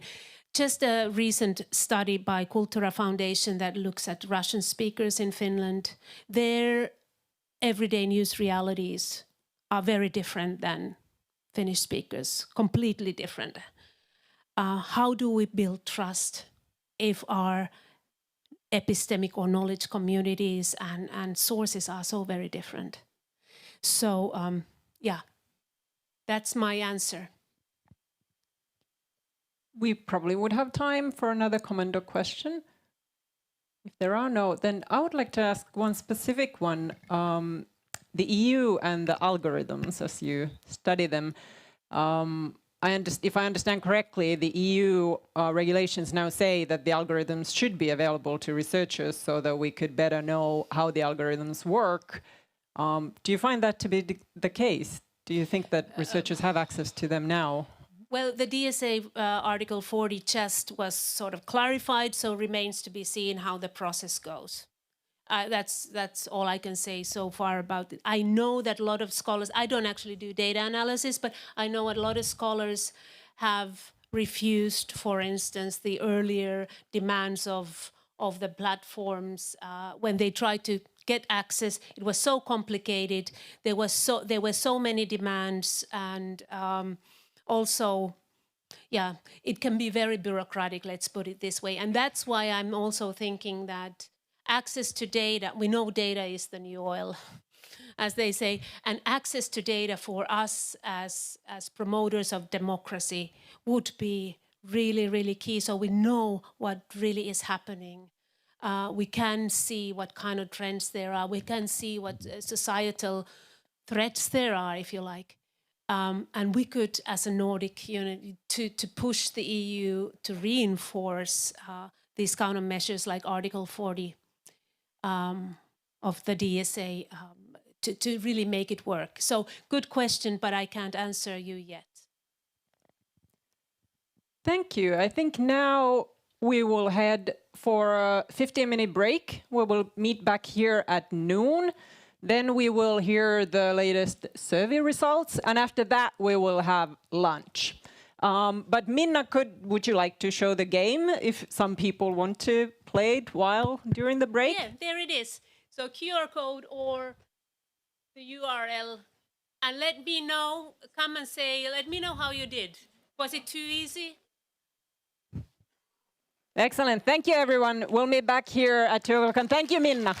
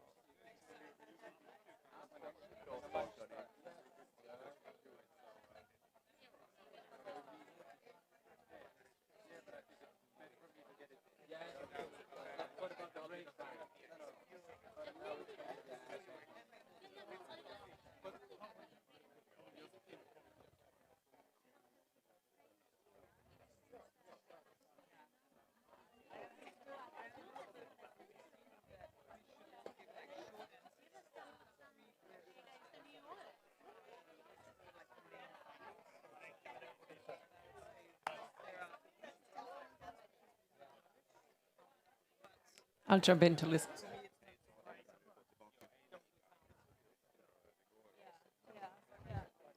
Okay.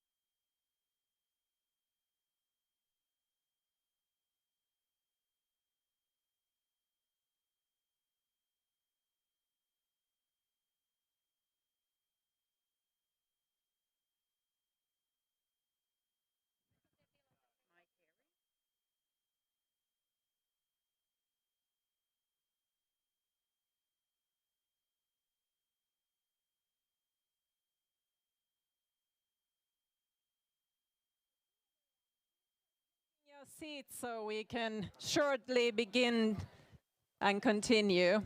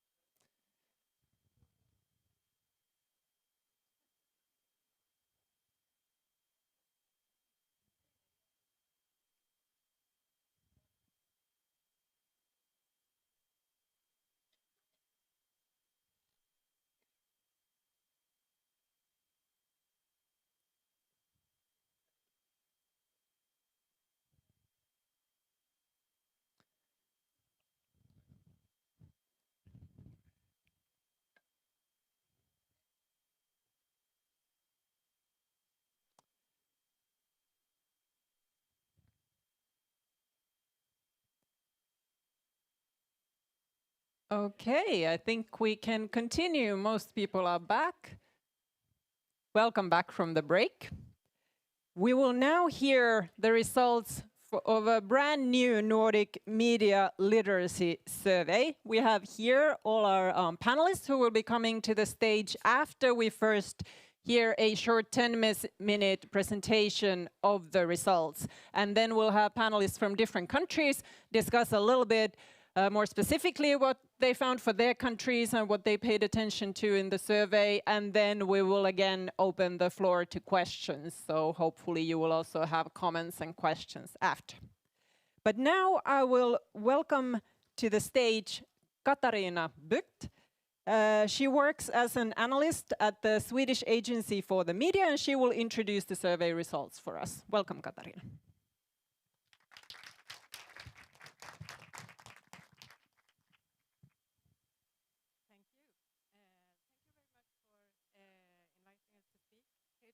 Is the microphone?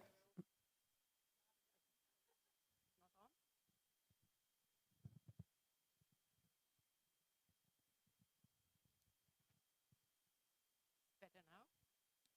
No, not yet. No, should we give her a different microphone? Can you hear me now?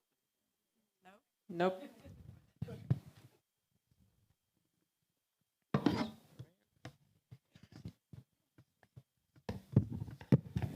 This seems like it's working. Yes. Yes. Okay. Thank you very much, and thank you very much for inviting me and the panel that you will meet shortly to present this survey that we have conducted. I will give you a brief presentation. Let's see. Is that better? Yeah.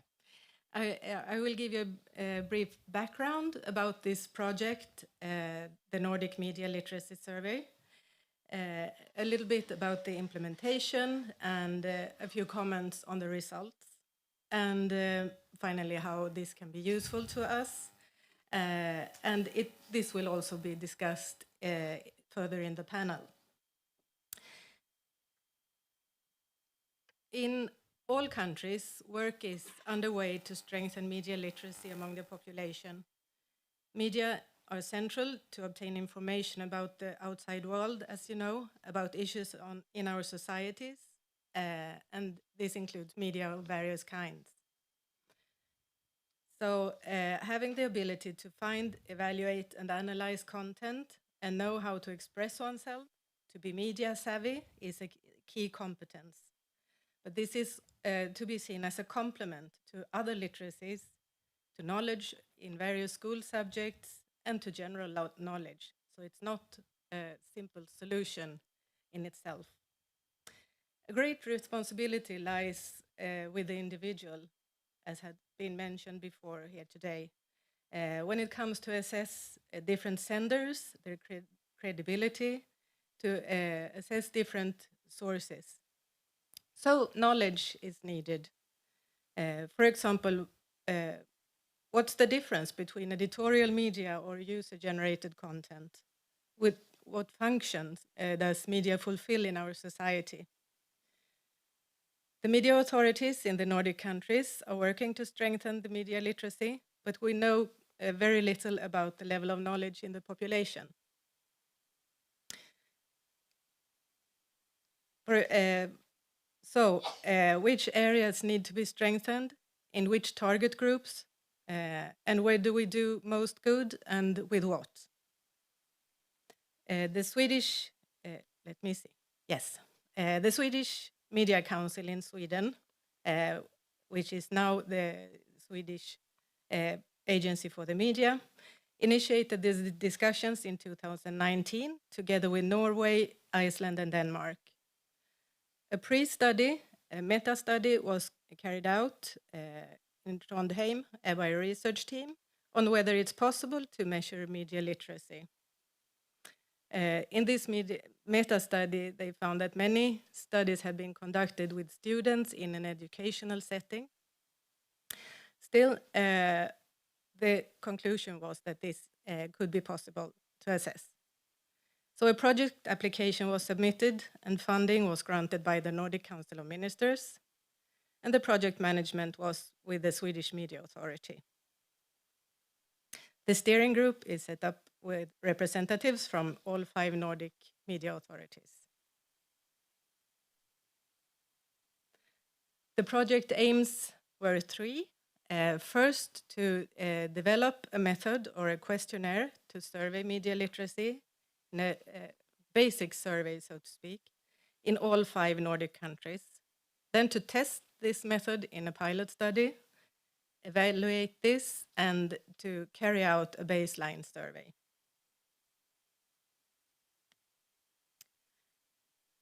Researchers and experts from all Nordic countries were engaged to comment on the draft questionnaires. So this was a collaborative project.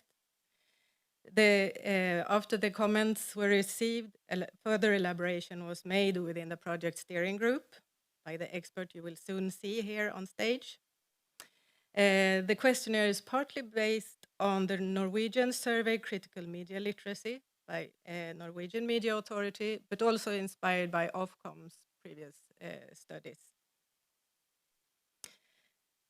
We contracted a research company for data collection, which was made through a web panel in all countries. The pilot study was conducted, as you see, late last year, and the baseline early this year. In total, over 12,000 respondents, adults and children and youth. The children and youth were between 9 and 15 years old, and adults 16 years plus. So,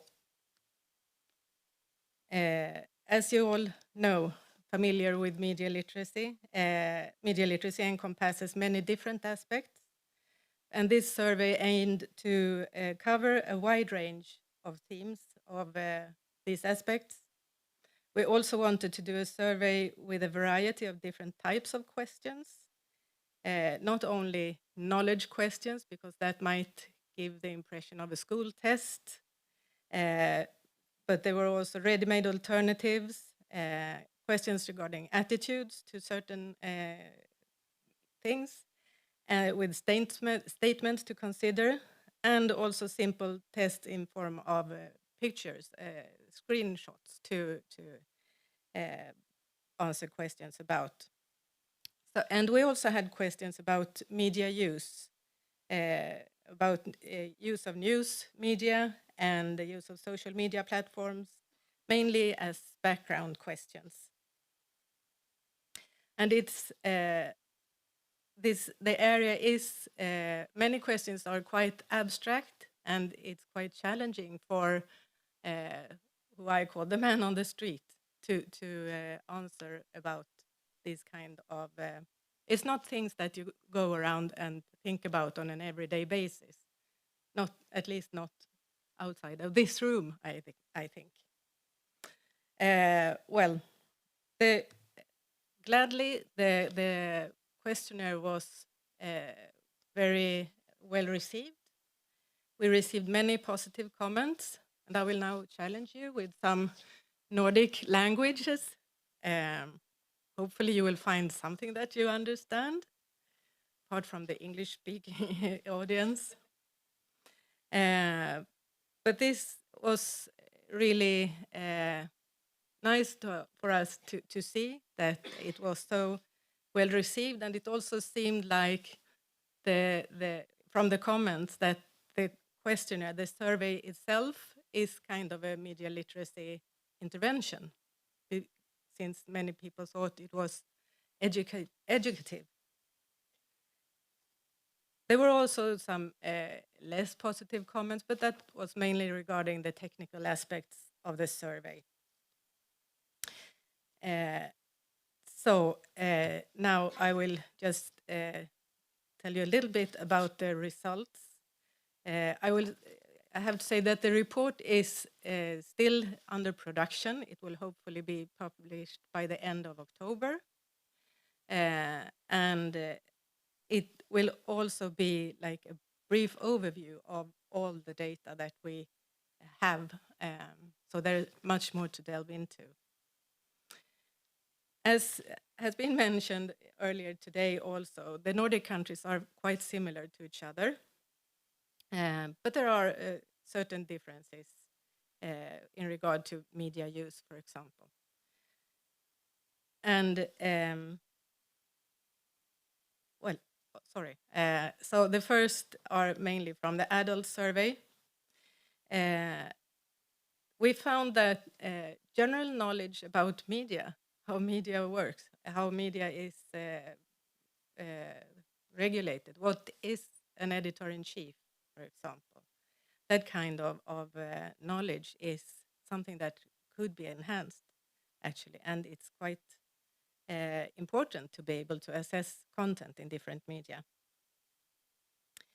There was also a quite high percentage of or share of don't know answers among young people, indicating that this area, these questions are perhaps too difficult or need to be expressed in another way, or perhaps surveyed. The topic needs to be surveyed in another way.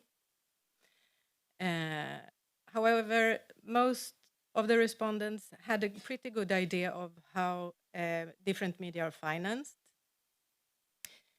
We asked about which media have a responsible publisher or editor-in-chief, but surprisingly, as many as 1 in 4 aged 25 to 34 state that Facebook has a responsible publisher or a public service mandate, which is something that surprised us. The majority of respondents are aware of the possibility to report inappropriate material on the platforms, but a third of the respondents older than 55 years, they did not, which is also quite interesting result.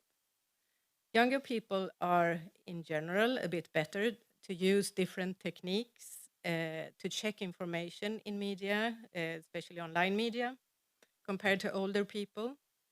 But this result is perhaps likely to be associated with a higher use of digital media, of course, but still an interesting result. There are more elderly people who say that they do nothing to check online content. We also saw some interesting results when it comes to attitudes towards AI. Those we asked if the respondents had used an AI service like ChatGPT or Copilot, etc. And if they had used one of these tools. And those who have used these could see the benefits for journalists, for democracy, for example. But when we had some more statements that expressed a bit more concern, the users had the same level of concern as the non-users. So it didn't seem like you were overtly positive just because you had your own experience. So finally, just to show you one of the graphs indicating, as you can see, the higher range of don't know answers among the younger respondents. There's quite high percentage of people who agree in both groups, but there's a significantly higher proportion of don't know answers among the youngest. So one question that have arisen is, what is a reasonable requirement for children and young people's media literacy? But since much of young people's media consumption takes place in the absence of adults, knowledge is still needed. So before I close, this is just an initial analysis of a large amount of data, a large amount of large material to dig further into. But now we have at least something to lean towards in our continued work, in the production of training materials, in the planning of initiatives. So, and it's possible, of course, to do thematic studies with this data, in-depth studies in a certain aspect or a certain age group.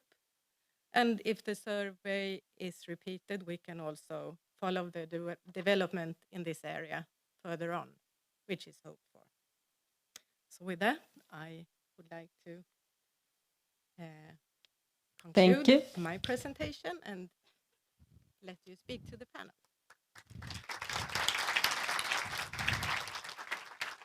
Thank you, Katarina. I would now like to invite our panel here. Could we also get the slide with the panel names so it's easy for our audience to follow? But let's invite to the stage Leo Pekkala from Finland, Jan-Olof Lind from Sweden. Katarina will stay, although she's not officially a panelist. Cecilie Bollingmo, Miriam Michelson, and Skuli Greta.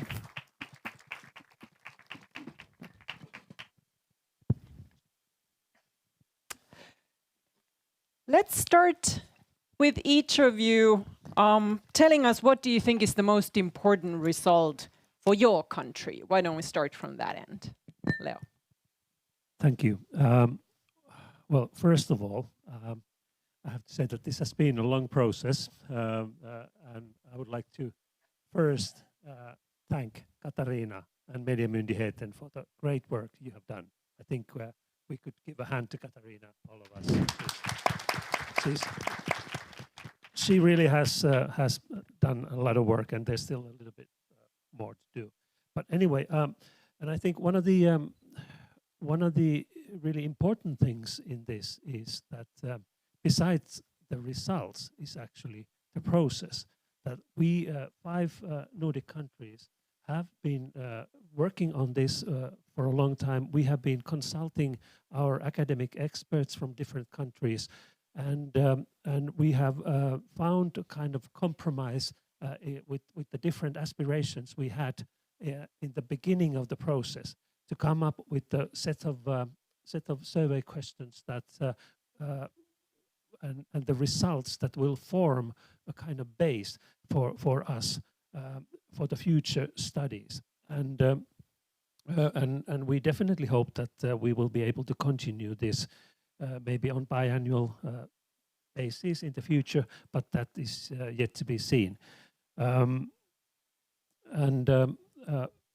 If I think that if I think of the results, I think again one of the most important results for me is that we all 5 Nordic countries, we are alike, but we are also different. So that comes when you go deeper into the details of different age groups and different questions, that we find a lot of similarities, but also interesting regional differences, which we will hopefully be able to show more in the detailed report later. As there were already some that Katarina mentioned, that there are differences between different age groups, also in terms of the people, age of the people who responded to the adult survey. So we have a little bit different demographics in different countries that affects the results to some extent as well. But I think overall, maybe I could just end my first part with saying that what is clear from this is that we have identified number of areas where we will need to continue to promote media literacy even more harder. There are certain specificities for different age groups in all of the 5 countries, and we need to have a look at them and then think, what is it that we can do nationally in our own country? But I think we will also find some common interests that we can work together in future with all the 5 countries jointly. So maybe I'll stop here. Thank you. Did you find anything specific about Finland that was interesting or important to you in the results? I think something that we have been discussing is that our public broadcasting service is widely recognized as being a tax-funded service, and which is highly trusted, as we already heard from Minna's presentation earlier. That there's a high trust towards that. There's also a relatively high trust on kind of like well-known media. Maybe that's partly also because of the fact that we are a small nation with different language, and people seem to recognize what are the journalistic media in Finland and what are the journalistic principles that the journalistic code that the journalists follow in Finland. So I think that's also maybe self-evident for people who work closely with media, but I think for the wide public it's probably not as clear. So nothing terribly surprising as being following this area for a longer time, but very interesting results. Thank you. Jan-Olof, what about Sweden? Thank you very much. I would like to pick up on Leo's comments. We made a joke before we came up here that we could change speaking notes. But I once learned, and that's what Leo said as well, that everybody assumes we think alike among the Nordic countries, and we don't. But this is a case where we have many common denominators, and I think that's important to point out here. Another comment would be that what we have done here is to sort of leave the academic level and reach out to the general public, because that's an important result of what we have done here. And I think we could learn so much from that for future works as well. We have a quality assured survey now. I think that's important to point out. We are doing fairly good or good in the Nordic countries when it comes to media literacy, but good could always be better. So we have to continue our work here. To pinpoint, and I think some of them Katarina has been nice to already mention from a Swedish perspective, is that the general knowledge about media literacy has to be broadened and deepened. And we are not to speak to the general public about media literacy. We have to use other words, because they are not used to the notion of media literacy. Another thing, and it was mentioned by Katarina, that is, if you have or if you don't have an editor-in-chief or responsible editor, I think that's a key question, especially for the young people, because some of them, I think it was over 10% in the Swedish case, thought that Facebook had a responsible editor. And I think that's worthwhile thinking about. It's not crystal clear what is the meaning of a responsible editor. And finally, I would like to raise who is funded by government appropriations or taxes. It's crystal clear as well. And the other thing, that the notion of public service, it's not well known. I think you here in Finland, you speak about YLE instead of public service. In Sweden, we use within the government and the politicians, they speak about public service and those working within public service. But for the general public, it might not be crystal clear that what public service is. So that's something we have to work on. I saw you there. You have to keep up the mic. So we will use, and I would like to mention, because I think we have with time for that. That's It's hard. a kind It of has to be very close. result as well. That we will launch an online course, which we have done on assignment by our government when it comes to media literacy. So many of the results will be used from this survey in that online course. Thank you. Yes, I think as a general note to all, you have to keep it very close so that everyone can hear at the back. Sorry. Can I ask additional, I think, two important points that I sort of was thinking. I'm a journalist myself, and we notice often that really these concepts are a key question, because the young people, we just interviewed some young person who said that, oh, you shouldn't trust the media, you should read the newspapers. So they don't even think that media actually means journalism. Media to them is something completely different, and we're just talking about very different things. But I wanted to ask you, I have looked in the past these Reuters surveys that ask about people's trust in the media in different countries. And the one difference always has been that in Finland and most Nordic countries, the trust has been very high, but in Sweden, it has been remarkably lower. And I don't really know the reason for this. Do you think, would you agree with that Sweden has less trust in the traditional media than perhaps the other Nordic countries? I wouldn't say so. And I think, Katarina, I think that's pointed out in the survey as well, that we have a quite similar trust. But I wouldn't be surprised if we stand out a little bit on that part. In the survey, we... Yes, you just have to keep it close. In the survey, we didn't ask explicitly about trust, but more the respondents' view of journalists' work, for example, and news, if they trust news from daily newspapers, television news shows, or posts in social media. And trust in that case were greater in television news and newspapers. But one interesting result, I think, was when asked what newspapers' role is in a society. In the youth survey, a lot of youth answered, don't know. And even though you don't use newspapers or read newspapers, I think it was a bit surprising that they don't know that newspapers play a role for democracy or in a society. So there is perhaps something for media companies to take up, to have more kind of media education in the media, from the media.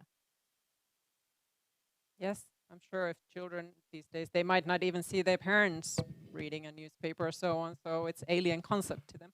Okay, let's move to Cecily in Norway. Can you hear me? Nope, I think you really have to. Is it possible to at all turn the mic's volume up? Because it seems like... Okay, try now. What about now? Yes, much better. Yeah. In Norway, we have conducted surveys on... You still have to... Closer. Yes, in Norway, we have conducted surveys on media literacy previously.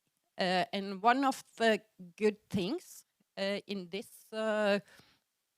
Nordic survey is that many of the results are confirmed and at the same levels as previous measures. And one interesting thing is that the findings in the Nordic report shows a relatively high usage of editorial medias across the countries. In Norway, we see that on digital newspapers, we have a higher share of frequent users. I do believe that that can be explained with many different things. There are different media landscapes. Norway is a country with a lot of local newspapers. It's the politics, and the Norwegian newspapers has been very eager on, or have made people pay. But what we see in the surveys among the young is that their usage of the digital newspapers also is higher. And when we look further into the young's consideration of the role of the journalists and the journalists' ability to carry out their work, we see that overall in the Nordic countries is valued high, but among the young in Norway, they are slightly considering or valuing the role of the journalists higher, which is an interesting finding and something that we will like to look further into to find out if there has something to do with the offer of different medias. Thank you. And so what about Iceland? Well, yes, the first thing, of course, is that we are different. And I was asked before this panel, how are you going to explain the situation in Iceland? And I mean, we have done other surveys where we have translated questions and borrowed questions from the countries here. And we are always very different. And it's the comparison that is very daunting for us. And we are always trying to look at the other Nordics and how can we be like them. And it's the same with the Nordic Mill survey, that we should stay clear of the comparison. It's the cooperation that's really valuable for us. And in Iceland, I think it's always a little bit funny when Finland talks about they having a small language, or Denmark and Sweden. They are so small in the European context. Well, welcome to the island of Iceland with a population of 400,000. A lot of the differences are, of course, explained by us being an island. We tend to think of us as protected by borders when it comes to like disinformation. Media literacy is nice to have, not a need to have. Yeah, a lot of things, of course, surprised us in the results, but not that we were different. We are used to being a different country than the others here. Something else. No, that's okay. We can come back to it. I was going to ask again about the surprise part, but maybe we'll do. But you said that there was surprising things. What were they specifically? Of course, yes, there were surprising things. Maybe that we have a tendency, and I think it's often related to our minority complex, that we have high beliefs in how media literate we are, and when it comes to it, it's not the case. We have we rank high in thinking that we can help others and responding to a lot of different things, but when it comes to it, we don't use them. We think highly of the jobs of the journalists and their freedom to do their jobs, but when it comes down to it, we don't know a lot about like editor-in-chief's funding and public service mandates. So we have kind of a little understanding or insight into the work of journalists and the role of media. And that is something that we definitely have to keep in mind in media literacy initiatives in Iceland. Thank you. And so, Denmark. Denmark. It's like being in the Eurovision contest. 10 points, Denmark, Iceland. Hello, I'm the chair of the Media Council in Denmark for Children and Young. And first of all, I'm going to say I'm really happy to see that you're still all awake. Because last time I did a presentation in the cinema, I was talking to a room full of 8th grade students. And they had dimmed the lights, which meant that everyone went like this. And I tried, talking about algorithms and how the feed is different when you're a boy and a girl and online and everything. So I'm really happy that you're still looking at us. Thank you for that. And also thank you for clapping before we say anything. That's really nice. So we did get some clapping no matter how this ends. So that's the first thing. When I'm not in the Media Council of Children and Young, I work as a lawyer. and I have for the past many, many years fought battles for children and young on cyber violence, what was originally called revenge porn. It's luckily not called revenge porn anymore. And I think what we're talking about here is something similar to that. I think we have to change the way we talk about this. Like Facebook, Instagram, Snapchat, TikTok, Reddit, Discord, Telegram, call it whatever you want. It's not social and it's not media, okay? First of all, who made up that word? They did. Very clever, first of all. So no wonder we have a full generation of young people that are very much confused about what is the media? Like when I go on social media and then there's something called the media, like what's right or wrong? Back to your question, which was, that's the problem. Give a lawyer a microphone and she'll talk until someone says, sit down and shut up. Okay, so what I found was really important in this, and it's very interesting that we all read it and you didn't, so we have all the insight at this stage, is that for young people, children and young, they find it very difficult distinguishing between false and true. Like what's right and wrong. And that's seriously important information to us. Also, what we found in this report is that young people in Denmark mainly get their news from social media, call them digital platforms, such as Snapchat and TikTok. Like that's where they mainly are. That's where they read their news. In Denmark, we do have public service as well. We have DR Ultra, if you know about that. Yeah. So they make news for children. Really cool.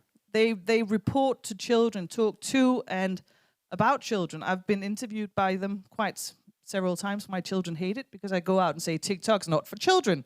So they don't talk to me for a week or so. And then I go out and say Snapchat's not for children either.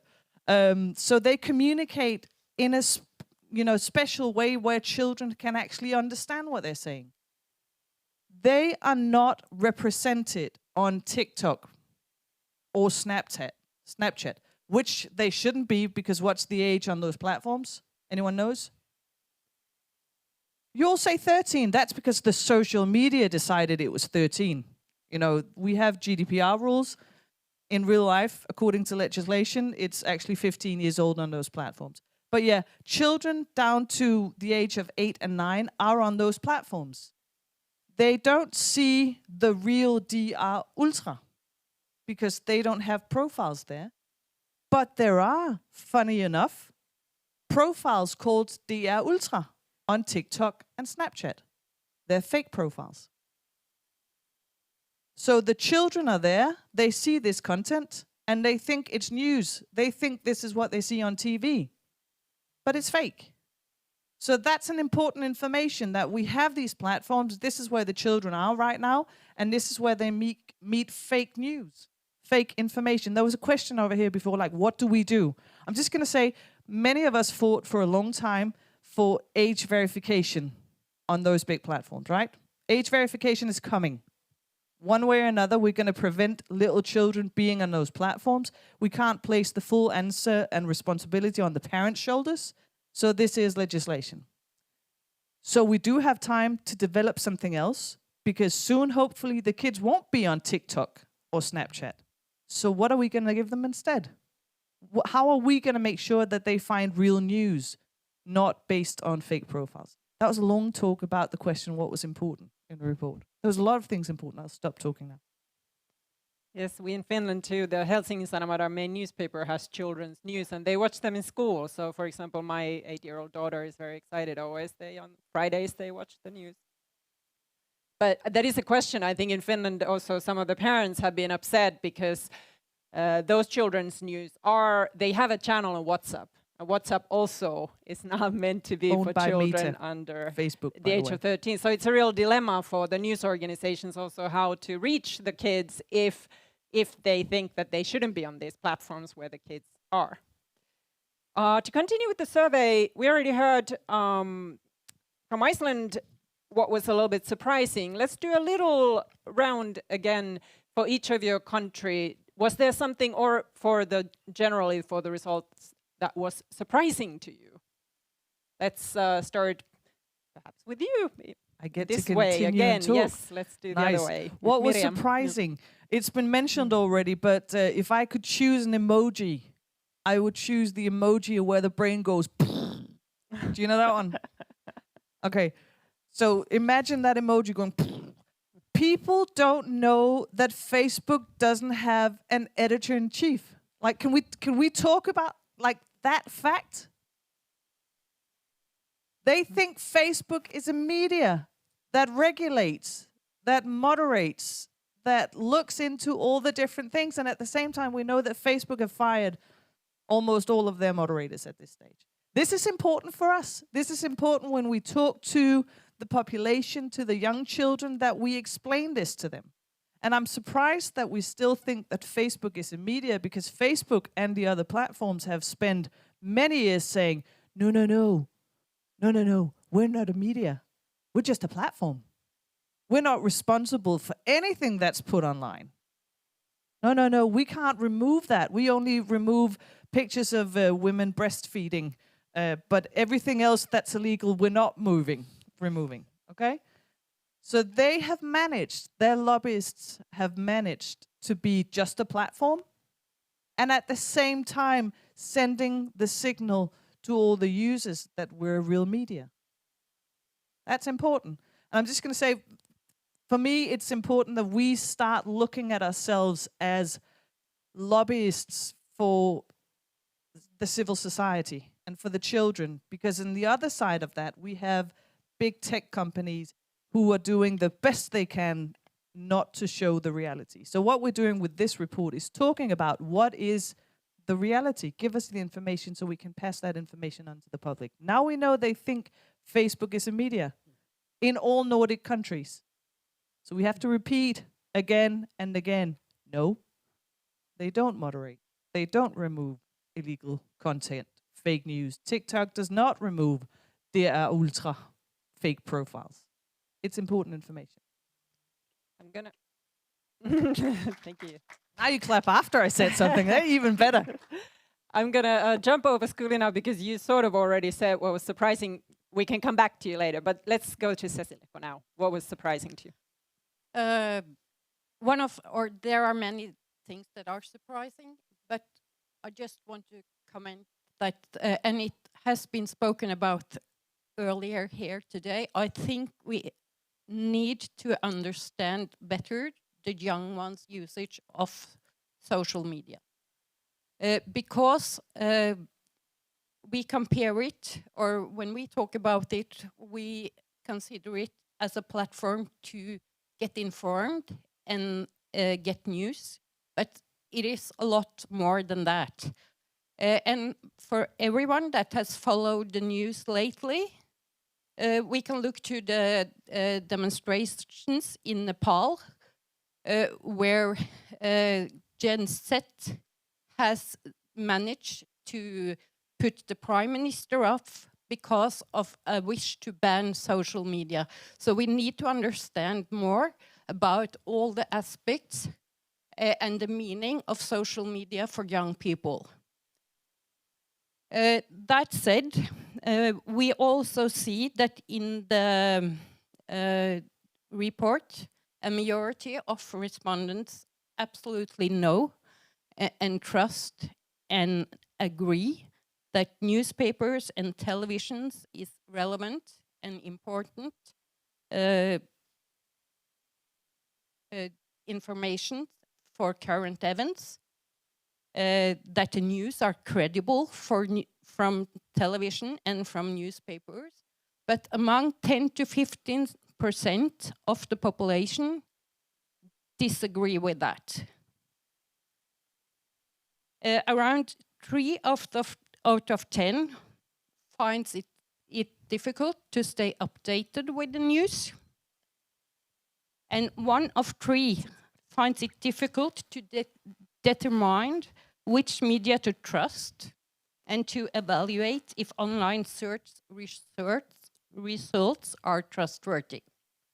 This is something that we have to develop on, and we need to understand it better. we need to understand who are those that don't trust the traditional medias.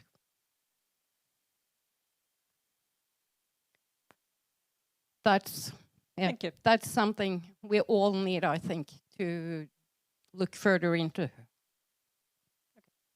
Okay, I think nothing came as a shock to us, but there were some surprising facts, and some of them have already been mentioned here. I think one important aspect is that young people find it difficult to keep up with and consume news.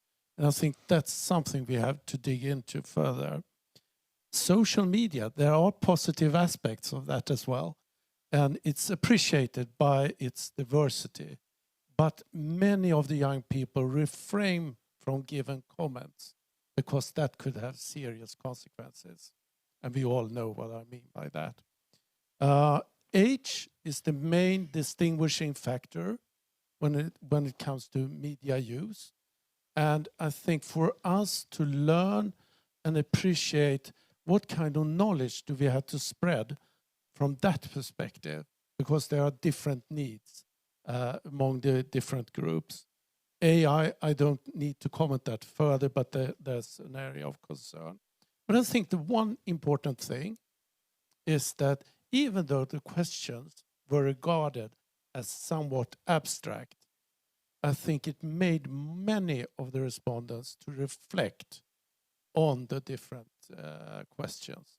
And I think that is absolutely a positive thing that came out of this survey. At least we managed to get some people to reflect over their social media, for example, habits. Thanks. Yeah. Okay, thank you. Yeah, well, one of the things partly explaining some of the results we had for Finland is that that we had the highest percentage of people over 65 years answering the survey, and almost half of the people in the group of over 16 years old were over 55 years old. So that it is. We know, of course, that we are aging, yes, but it was a bit of a surprise still. But then, and maybe because of this, watching linear television is still really important. We hear a lot of talk about that, how linear television has disappeared and no one is watching it anymore. It's not true. A huge amount of people are still watching linear television, and if they do not watch it from the linear service at 8:30 in the evening, as the main news broadcast in Finland is, they do it from the streaming service of the YLE, our public broadcasting service. So that's also something that we kind of maybe overlook quite often. We and even here we have discussed a lot about young people and the challenges that we face with young people. But actually, if we look at our demographics, we really should be worried more about the aging population that we have. And then with this comes also the fact that that kind of came out that the elderly people use less paid services. So they rely on free media services, coverage, which in our case is the public broadcasting service. And they're not so keen on or easily buying subscriptions to different online streaming services or even online news services. So that's, and then one more thing that was where we were different from compared to all the other countries was that WhatsApp usage in Finland is phenomenal compared to the rest of the countries. So in Finland, like more than 65% of the Finnish respondents were using WhatsApp, where the next one was close to 20% or below in all the other Nordic countries. So when we talk about social media, we also need to remember that we have different kinds of social media. In each cultural context, there's something which is more dominant than the others. So we can't really also use the same rules and measures to reach out to people who are actually using very different types of tools. And when we think of WhatsApp, many may think that it's just like a communication tool. It is a kind of cross-generational communication tool, but actually for many people in Finland, it is the major social media platform that they are actually using for all kinds of communication. And that's something which was a little bit surprising. Thank you. Guli, do you want to comment on the social media aspects of the conversation? Yeah, of course. There's one age group that we've been discussing a lot, and it's always the age group we start to look at. It's the kids and the teens, but there is one very important result that we noticed, that is the seniors that Leo talked about. And what are they telling us? They are they use Facebook a lot, and they use media a lot, and they grew up in a totally different environment than kids today. How media literate are they? Do they have to have someone close relative to help them understand social media and media? So I think the first thing that we did after we got this result was actually to start drawing up a national initiative to help seniors to be more media literate. So I would think that this is a very important group that we need to talk about as well. All of our initiatives up until this point, awareness, raising, education, it's always kids, teachers. So this was very important result for us. We would have time for 1 or 2 audience questions, and after that, I will let you go to lunch. Would anybody have any comments or questions to the panel, or I guess Minna at least? We could bring the microphone here. Fascinating. So many questions. So when is the report coming out again? October. Late October. By the end of good. October, yeah. Thank you. Okay. My question, I love the point that you were making, that social networks are not media, and that's what they've been claiming. A lot of policy folks have said, please let them be media so we can regulate them a little bit better and demand editorial, whatever. But in our qualitative interviews with Finnish young people, they don't trust social networks. But what is missing is that they know about journalistic values, as I think you also said, it's understood what good journalism is.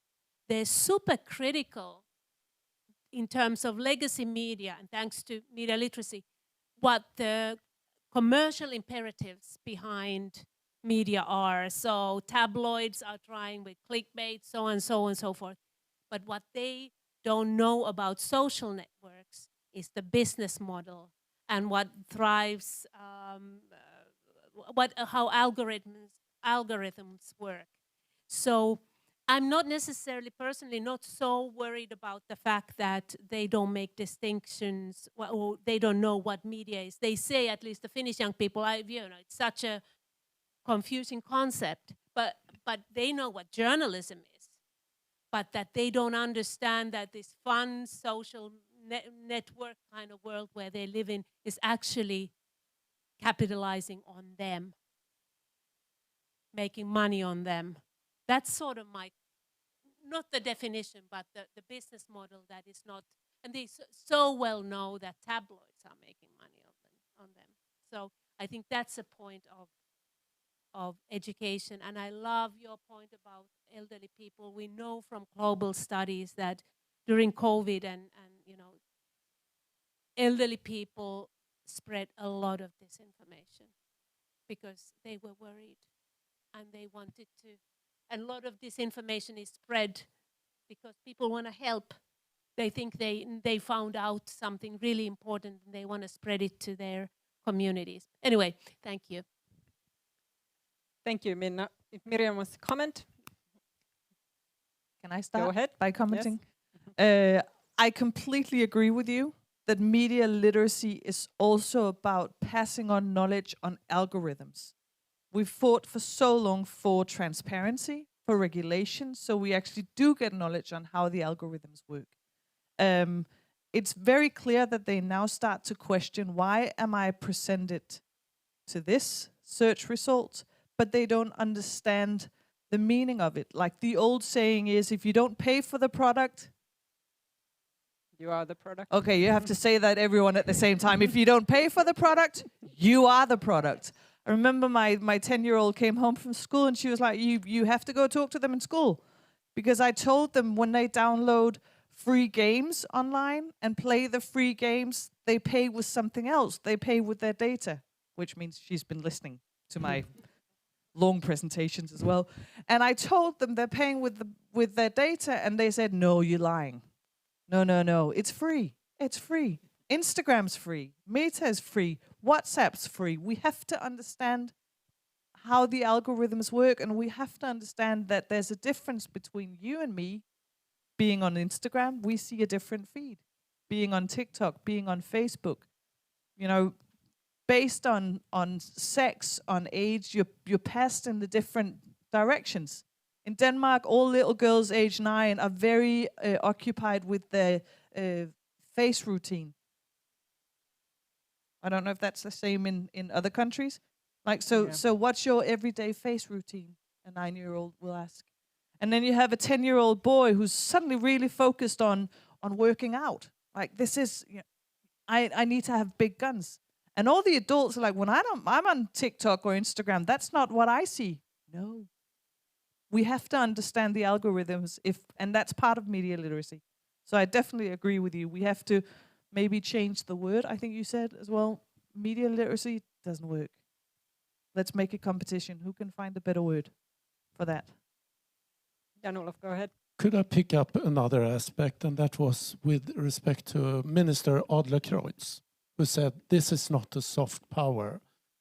I love those words. With a background of 25 years in the government defense sector, I love those words. But this is not a defense capability. This is actually how we cope with a deteriorating security situation, not only in our close vicinity, but this is a capability for our populations to actually cope with the information flow that is sort of coming like a big wave over us.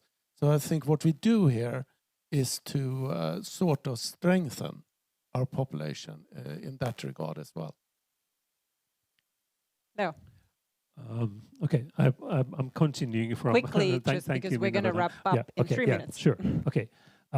We also have to remember to be careful not to responsibilize the individual too much, because this is something that we, when looking at these kind of results, we think that the individuals are not capable of understanding this and that, and they should know this and that. But it is actually that, what is it that we as a system do for this? So what do we do as a whole, as a society, for promoting the values and promoting media literacy is just one small part of that. Thank you. Thank you. Thank you to our panelists. We all look forward to reading the results of the study when it's published. We will now move to lunch, but bear with me just a moment. Can we get the next slides? After lunch, you will go straight to the breakout sessions. You see them here. You can pick any you want. The library one can only seat 50 people, so once it's full, but you can try it. The sessions are scheduled so that midway through, after 1 hour, you can leave and go to a different one, so you can try a few other ones while you're at the sessions. After the sessions, there will be again coffee served at 4:15. And after that, we hope that you will still come back, because we will have the moderators from each session here on stage to do a little reflection on what different groups were talking about and so on. But now we will let you go to lunch, which will be served here. Having said that, also with the lunch, it's maybe best if we try to go at a little bit different time, because it's a buffet line. You're going to be in a line for a long time. There will be tours of the Audi library starting right now if you go to the front, different groups. It'll take 15 minutes, so if you're not dying of hunger, you could take the tour first and then come and eat, and you don't have to wait in line with everyone. But in any case, we will convene here after the breakout sessions, after the coffee, and back here. Thank you.